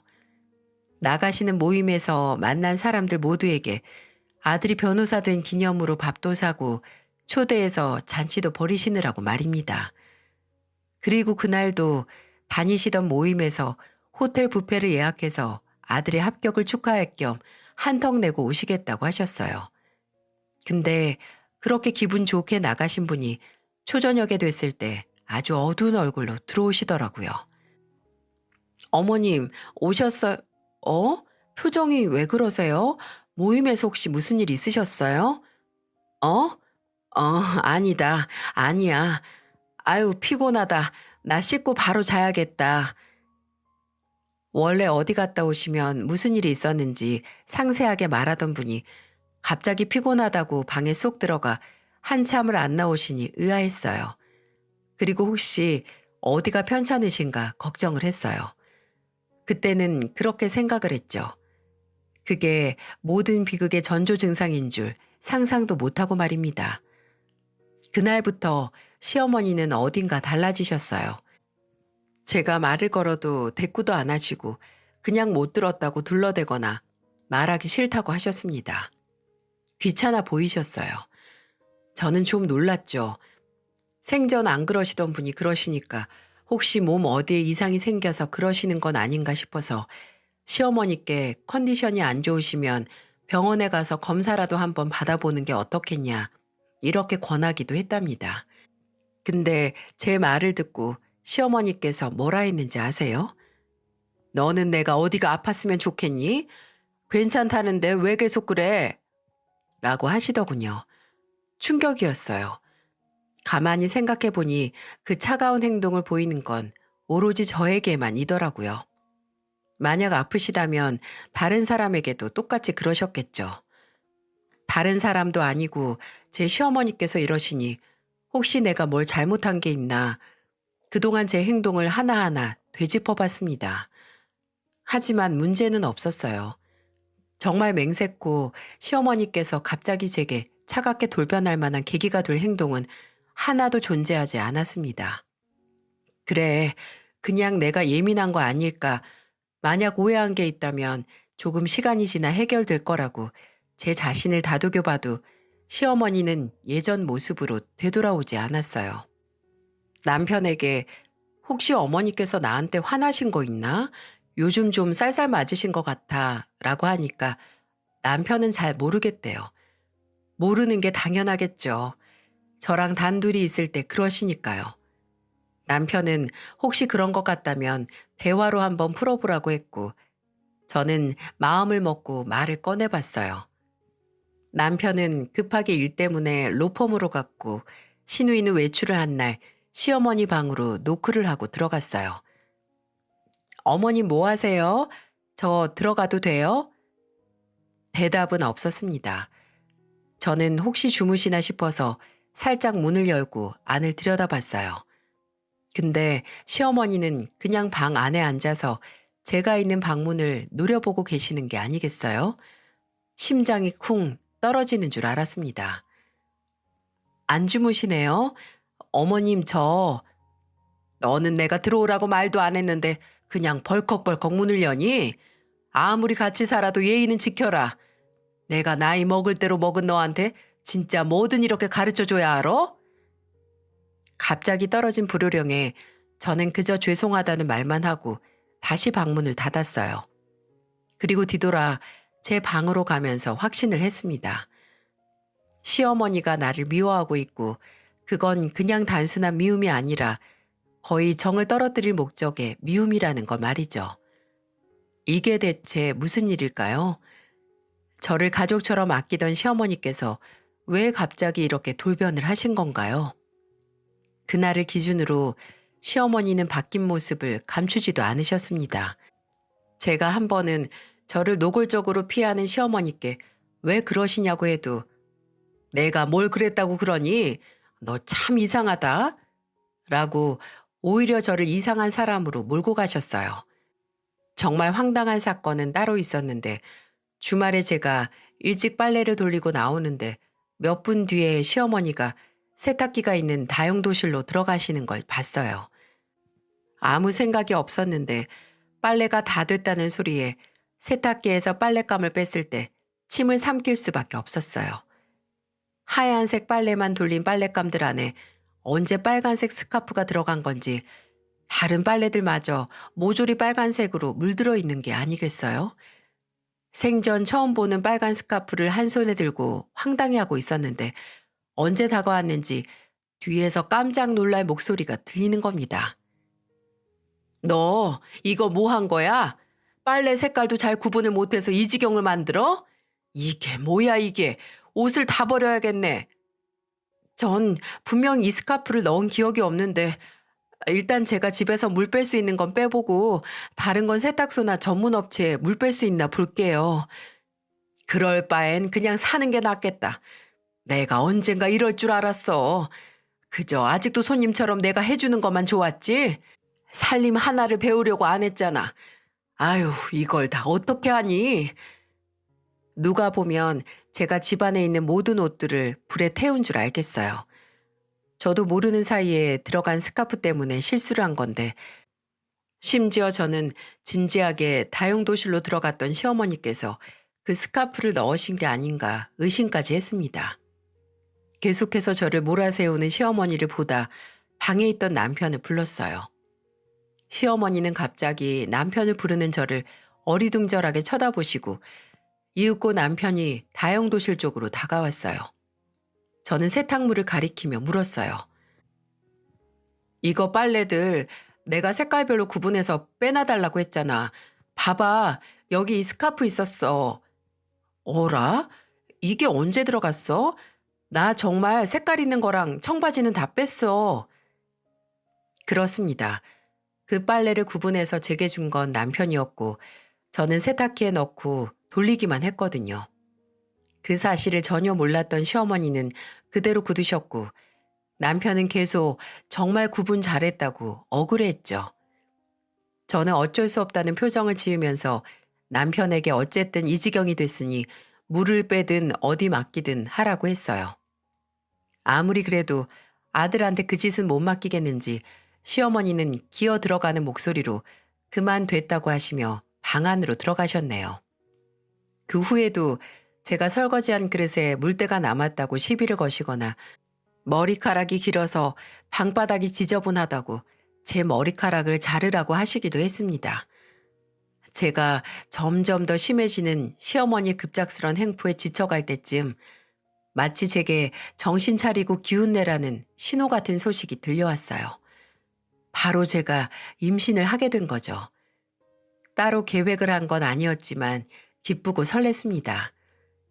제가 집에서 얼굴 보고 전화하는 걸 기다리지 못하고 남편에게 전화를 해서 알리니까 남편은 일하다가 마시던 커피까지 다리에 쏟아 엎을 정도로 놀라고 기뻐하더군요. 아직도 남편과 같이 일하는 사람들이 종종 이 일로 놀린다고 합니다. 아내 임신 소식에 기뻐서 커피로 샤워를 했다고요. 저희 아버지도 식당 문을 닫고 저를 보러 오실 정도로 기뻐하시고 시누이도 조카가 생긴다는 소식에 기뻐했지만 단 한 사람만은 미적지근한 반응을 보이더라고요. 바로 여러분이 예상하는 그 사람, 저희 시어머니였죠. 표면상으로는 기뻐하셨습니다. 남편과 함께 소식을 전하니 어색하게 웃으시면서 정말? 그래, 잘 됐다. 애썼네. 라고 하시더군요. 그리고 그 다음부터는 그래, 잘 된 일인데 너무 일찍 가졌다. 애가 아빠 닮아야 할 텐데 아빠 닮아야 출세하지. 라고 하시고 또 수진이 너 지금 임신해도 되는 시기니? 학교 다니는데 안 힘들겠어? 등 굉장히 미세하게 신경 거슬리는 소리를 하셨어요. 왜 저러시지? 설마 내가 지금 밉다고 나중에 태어날 애도 미워하실까 하는 생각에 착잡해졌어요.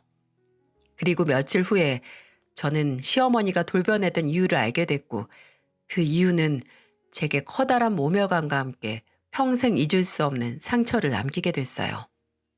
제가 방과 후 프로그램에서 쓸 학습지 문제로 토요일에 출근을 한 날이었어요. 오후 1시 40분 정도에 일을 마무리하고 있는데 시어머니에게서 전화가 오더라고요. 제게 아직 학교냐고 묻는 시어머니 목소리는 어딘지 간결하고 좀 단호한 음성이었어요. 시어머니는 학교 근처 카페인데 일 끝나면 한번 들르라고 하시더군요. 그 카페는 저도 아는 카페였어요. 안에 자리도 얼마 없고 좁은 골목에 있는 곳이라 손님이 적어서 일하다가 혼자 좀 쉬고 싶으면 가는 그런 카페였거든요. 저는 알겠다고 하고 하던 일을 마저 정리한 후 카페로 갔습니다. 그리고 카페에 도착해 시어머니 앞에 앉았을 때 저는 제 눈앞에 시어머니가 정말 낯설게 보였어요. 표정이 너무 무서웠거든요. 지나가다 봤으면 제 시어머니인 줄도 몰랐을 거예요. 어머님, 왜 여기로 절 부르셨어요? 저 어차피 일 끝나고 바로 갔을 텐데. 내가 너한테 따로 할 얘기가 있어서 그러지. 너는 지금 생활에 만족하니? 네? 그럼요. 요즘 어머님하고 사이가 좀 틀어지긴 했지만 어머니만 괜찮으시면 대화해서 개선할 의지도 있고 남편도 자리 잡아가고 곧 아이도 생기니까 만족 못할 게 뭐가 있겠어요. 애가 매일 어린애들하고 시간을 보내서 그런가. 어쩜 그렇게 단순하고 시야가 좁니? 송충이는 솔잎만 먹고 살아야 하고 사람은 제 몸에 맞는 옷을 입어야 하는 거다. 그래도 내가 지금까지 본 정도 있고 우리 아들한테 네가 잘한 건 사실이니까 여유 있게 자립할 돈은 손에 쥐어줄게. 1억이면 어떻게 될 것 같은데 넌 어떠니? 어머님, 지금 무슨 말씀을... 그 돈 받고 내 아들이랑 헤어지라는 거야. 이혼하라고. 그러니까 지금 1억을 받고 남편이랑 이혼을 하라고요? 어머님 제정신으로 하는 말이세요? 무슨 드라마 찍는 것도 아니고. 아니, 그것보다 저는 그렇다 치고 남편이 그렇게 하겠대요? 찬혁 씨는 이거 모르죠? 지금은 몰라도 네가 이혼하자고 해서 갈라서고 나면 나중에는 다 이해할 거다. 이게 다 찬혁이를 위한 일이니까. 그건 또 무슨 회개한 말이에요? 너만 없었으면 찬혁이한테 얼마나 많은 선자리가 들어왔을지 너 아니? 찬혁이 시험 합격하고 나가는 자리마다 결혼만 안 했으면 지들이 나서서 중매 섰다고 난리를 치더라. 한 명은 병원장 딸이 지금 혼자인데 왜 그렇게 빨리 결혼시켰다고 하고 대기업 임원 딸도 선자리 나왔다고 하는데 너무 억울하지 않니? 뭐가 그렇게 억울하세요? 변호사 된 아들로 장사 못해서 제값 주고 못 팔아서 그게 그렇게 억울하세요? 너 입 다물어. 내가 억울해서 속에서 천불이 날 지경이니까. 그러다가 내 한복집에 자주 오던 중매쟁이가 그러더라. 아들 이혼시키면 똑같이 이혼한 여자한테 보내라고. 저 아는 사람 중에 건물주 딸이 있는데 의사 사위 들어오면 병원 차려주고 변호사 사위만 들어오면 그 건물에 아예 사무실을 개원해 주려고 벼르고 있다고 하는데 내가 어떻게 가만히 있니? 너 우리 아들한테 제대로 된 변호사 사무실 차려줄 수 있어? 변호사 남편 가져가려면 그 정도는 해줘야 수지타산이 맞잖아. 저는 어머님처럼 속물이 아니라서 전혀 생각도 못했는데 저 남편 변호사라는 것 하나 보고 결혼한 거 아니에요. 오히려 어머님 아들 저랑 결혼할 때 로스쿨 나온 백수였고 시험에만 3번 떨어졌잖아요. 차라리 시간 낭비 안 하고 다른 변호사 만나서 더 빨리 변호사 마누라 됐겠죠. 근데 제가 어머님 아들을 기다리고 결혼한 게 뭘 것 같으세요? 제가 그 사람을 있는 그대로 사랑하니까 그런 거잖아요. 이해가 안 되세요? 아들을 내 새끼라는 마음으로만이 아니라 어디 팔아서 돈방석에 앉을 수단이라고만 생각하시니까 제가 이해가 안 되겠죠? 너랑은 더는 말을 못하겠다. 말이 어떻게 통해야 말을 하지? 됐고, 너 얼마 더 얹어주면 포기하고 깔끔하게 이혼할래? 너 하는 꼴이 불쌍해서 더 주려니까 원하는 숫자나 말해. 어머님, 유명한 영화 감독 중에 아내한테 600억 주면서 제발 이혼해달라고 한 사람 얘기 아세요? 어머님도 600억만 만들어 와보세요. 제가 그때 다시 한번 생각은 해드릴 테니까요. 뒤에서 뭐라 소리를 지르는 시어머니를 무시하고 그대로 카페를 나왔습니다. 머리 끝까지 화가 나 한바탕 퍼붓고 나니 혈압이 뚝 떨어지는 것 같았네요. 저는 어떻게 해서든 시어머니에게서 멀어지기 위해 걷고 또 걸었습니다. 비척비척 발이 닿는 곳으로 걸었어요. 어떻게 이럴 수가 있지? 사람이 이럴 수가 있나? 라고 끝나지 않는 생각을 되뇌이면서 발자국을 내디딜 때마다 인류애를 상실하는 것 같았어요. 몇 분을 그렇게 걸었을까요? 입도 마르기 시작했고 귀도 멍하고 머리도 아찔하게 울리더라고요. 어디 앉아서 숨 좀 고르자라는 생각만 들었고 사실 그게 제 마지막 기억이었습니다. 다시 눈을 떴을 때 저는 온 몸에서 극심한 통증을 느꼈고 제 옆에 있던 사람은 저와 눈을 마주치고 이렇게 말했어요. 환자분, 정신이 좀 드세요? 환자분 자려고 하지 마시고 일어나 보세요. 계단에서 굴러서 떨어져서 정신 잃고 여기까지 실려오셨는데 어디까지 기억나세요? 그 사람은 바로 간호사였고 간호사의 말에 따르면 제가 공원으로 들어서는 높은 계단에서 굴러 떨어졌고 정신을 잃고 쓰러진 저를 목격한 사람이 신고를 해서 병원에 왔다는 겁니다. 병원에 오고 3시간 만에 눈을 떴다고 하는데 휴대폰을 늦게 찾아서 이제야 보호자에게 연락을 했으니 조금 있으면 올 거라고 하더군요. 그리고 10분 정도 뒤에 남편이 병실에 도착을 했고 의아했던 건 의사도 같이 들어왔다는 거였어요. 남편은 참담한 표정으로 제가 놓은 침대 끝에 앉아서 제 손을 잡았고 얼마 안 있어 의사는 천천히 제 몸 상태에 대해 설명을 했습니다. 계단에서 굴러떨어진 충격으로 유산을 했다고 말이죠. 추락하고 바로 구급차 안에서 하혈을 했고 병원에 도착하자마자 상태를 확인했을 때는 태반 조직이 방출된 후였다고요. 임신 초기의 유산은 조금만 충격을 받아도 쉽게 일어나니까 죄책감을 가질 필요 없다고 의사가 설명을 했지만 실감도 나지 않았고 믿고 싶지도 않았습니다. 저는 그대로 엎드려서 울었고 남편은 그런 제 등을 쓸어주면서 같이 울었어요. 의사는 나가기 전에 이틀 정도 입원해서 몸 상태를 확인하자고 했습니다. 제가 한참을 울다가 지쳐서 소리도 못 내고 있는데 남편이 그러더군요. 엄마랑 지혜한테도 연락했어. 엄마는 지금 오고 계신다는데 당신이 혼자 있고 싶으면 오지 말라고 할게. 그 말을 듣자마자 실처럼 이어지던 울음소리가 멈췄어요. 저는 힘없는 팔을 뻗어서 남편의 어깨를 짚고 말했습니다. 어머님 때문이야. 어머니만 아니었으면 우리 아이 이렇게 빛도 못 보고 세상에서 사라지지 않았어.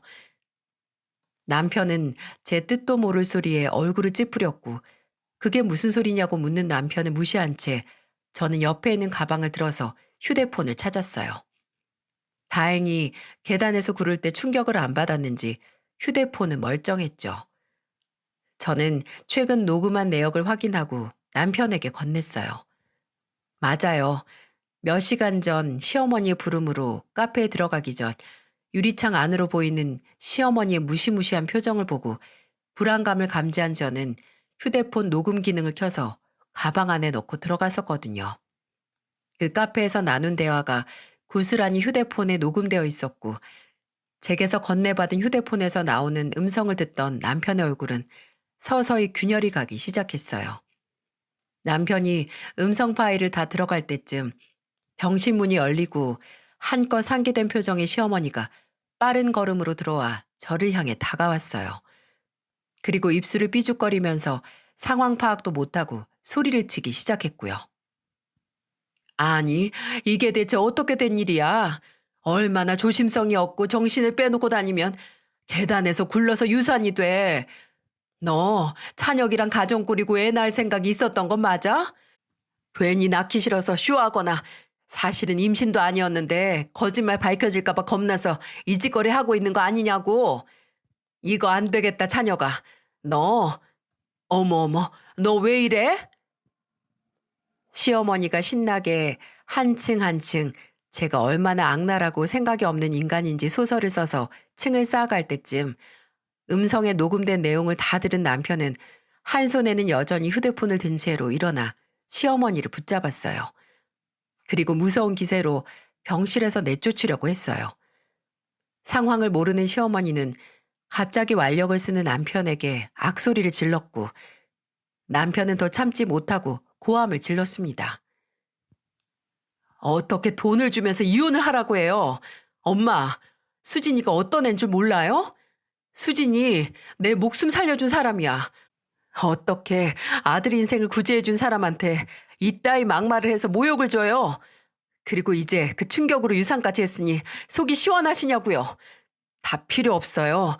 나 엄마랑 이제 안 봐요. 2번 다시 우리 둘 앞에 나타나지 마세요. 너 그게 무슨 소리야? 제가 그러든 내가 그랬다고? 너는 그 말을 믿니? 믿어? 제가 계단에서 구르고 새끼 잃은 게 왜 내 잘못이야? 빠르게 태세 전환을 하고 모르쇠로 일관하는 시어머니에게 남편은 감정 하나 없는 얼굴로 끝났던 음성 녹음을 재생했고 다시 시작된 소리에 시어머니 얼굴은 삽시간에 창백하게 질려갔어요. 그리고 아직도 본인의 잘못을 모르는지 고개를 돌려 저를 노려보더니 이렇게 말했죠. 그걸 녹음을 했어? 이 여우 같은 년이? 그 입 좀 다물어요. 이런 얘기 듣고 충격받고 안 쓰러질 사람이 세상 천지에 어디 있어요? 엄마는 직접적으로 해만 안 가한 거지 간접적으로는 저희한테서 자식을 빼앗은 거예요. 아들 인생 살려준 사람한테 평생 고마워할 줄도 모르고 고작 변호사 사무실에 눈이 멀어서 이딴 짓을 해요? 나는 엄마 같은 사람 몰라요. 그리고 엄마가 얼마 잘못 제대로 깨닫지 못하면 평생 모르고 살 각오도 하고 있어요. 나가세요 당장. 꼴도 보기 싫으니까 나가라고요. 남편은 무섭게 시어머니를 떠밀어 병실 밖으로 내쫓았습니다. 밖에서는 몇 번의 신랑이 하는 소리가 더 들려왔고 듣기에는 병원 관계자가 와서 시어머니를 끌고 나간 것 같았어요. 남편은 다시 병실에 들어와서 그대로 제 앞에 무릎을 꿇었습니다. 본인에게 저런 어머니만 없었어도 제가 상처를 받거나 우리 아이가 잘못될 일은 안 생겼을 거라고 제게 너무 미안하다고 용서를 빌더군요. 저는 남편도 피해자라고 생각을 했기에 별말 하지 않고 그저 남편의 어깨를 끌어안고 천천히 토닥거렸어요. 저는 퇴원을 한 뒤 친정으로 향했어요. 제게 있었던 얘기를 듣고 아버지는 아예 남편과도 이혼을 시키려고 하셨습니다. 나중에 다시 시어머니와 연락을 할 수 있으니 당장 그렇게 용서도 못할 집안과 갈라서라고요. 남편은 3일 동안 저희 아버지를 설득했어요. 절대로 본인이 먼저 어머니께 연락할 일 없을 거고 먼저 연락이 오게도 하지 않겠다고요. 원하신다면 직접 법적 효력이 있는 각서를 써서 다른 변호사에게 공증까지 받을 테니 믿어달라고 했고 아버지는 그런 남편에게 기회를 주셨습니다. 그 후로 남편은 저와 살 집을 알아보고 다녔어요. 그동안 저는 친정에서 아버지와 함께 마음 놓고 지냈고 남편은 집 알아보고 일하면서 로펌 근처 비즈니스 호텔에서 지냈습니다. 시댁에서 저희 짐을 뺀 것도 남편과 시누이였어요. 제게 일어난 사건을 전해들은 시누이는 정말 많은 도움을 줬습니다. 저를 찾아가겠다는 시어머니를 말리고 집에 있는 저의 물건을 빠르게 가지고 갈 수 있게 정리를 해준 것도 바로 시누이였어요. 그리고 얼마 안 있으면 본인도 독립을 할 거라고 하더군요. 원래 독립을 할 예정이었지만 제 얘기를 듣고 더 이상 시어머니를 제대로 볼 수 없다고 독립할 계획을 앞당겨야겠다고 했어요. 저는 고의적으로 시어머니 생각을 안 했습니다. 어떻게 해서든 그 사람이라는 존재를 제 기억에서 지우고 싶었어요. 시어머니를 떠올리면 지금까지 제가 기만당하고 끝내 무엇으로도 바꿀 수 없는 소중한 존재를 잃었다는 생각에 숨을 제대로 못 쉴 것 같았거든요. 저는 그 일 후에 틈틈이 상담도 받고 어느 정도 일상으로 돌아갔습니다. 아버지 곁에 있으니 그나마 회복이 빨랐던 것 같아요. 남편은 한 달 반 동안의 고생 끝에 저희가 이사 갈 만한 집을 찾았고 방 2개짜리 아파트를 찾아서 이사를 했습니다. 이사 전에 저희 아버지 집으로 2번 정도 시어머니에게 전화가 왔었어요. 한 번은 제가 받았고 한 번은 아버지께서 받으셨죠. 저는 시어머니의 목소리를 듣자마자 끊었지만 아버지는 냅다 쌍욕을 퍼붓고 끊으셨네요. 이사 후에도 시누이를 들들 볶아 이사간 주소를 알아내려고 하셨지만 소용없었고 몇 번 제가 다니는 학교나 남편의 로펌으로 찾아간 것 때문에 남편이 법적 조치를 취하기 전에 그만 찾아오라고 으름장을 놓기까지 했습니다. 그 후로 찾아오진 않으셔도 모르는 번호로 전화가 오면 100이면 100 다 시어머니였어요. 이제는 모르는 번호는 아예 받지도 않습니다. 사건 후 몇 달이 지났을 때 저는 넌지시 남편에게 말했어요. 부모 자식 관계까지 끊고 싶지 않으니 원한다면 당신만 시어머니와 보고 지내도 된다고요. 하지만 남편은 영문을 모르겠다는 표정을 짓더니 이내 단호하게 말했습니다. 여보, 나도 엄마 욕심 때문에 상처받고 잃은 게 많아. 알잖아. 당신이 받은 상처만큼 나도 받았으니까. 그러니까 당신이 완전히 괜찮아질 때까지 나도 엄마한테 연락할 일 없어. 그 말을 들으니 괜히 미안한 마음이 들었던 것도 싹 사라지고 또 한 번 남편이란 사람에 대한 확신이 들었습니다. 저는 앞으로 어쩌면 영원히 그 사람에게 연락할 생각이 없네요. 시어머니의 욕심만 없었다면 우리는 모두 나름대로 행복할 수 있었고 그 행복을 유지할 수 있었을 거예요. 시어머니가 원래 그런 사람이었는지 변한 건지 알 수는 없지만 결혼하고 그 사건이 일어나기 전까지는 정말 행복했던 게 사실이기에 확신할 수 있어요. 근데 그게 시어머니의 눈먼 욕심 하나 때문에 와르르 무너진 거죠. 시어머니는 제게 송충이는 풀잎을 먹고 살아야 한다고 했지만 정말 분수에 만족하고 살아야 할 송충이는 제가 아닌 시어머니 자신이었네요. 저는 이전에 찰나로 느낀 행복한 일상만큼 새로운 인생은 남편과 단둘이 살고 있습니다. 몸에 난 상처도 마음에 난 상처도 느리긴 하지만 회복하고 있으니 부디 절 걱정하지 않으셨으면 해요. 그저 제 이야기를 듣고 작은 응원을 보내주셨으면 좋겠습니다. 정말 감사합니다. 모두들 행복하세요.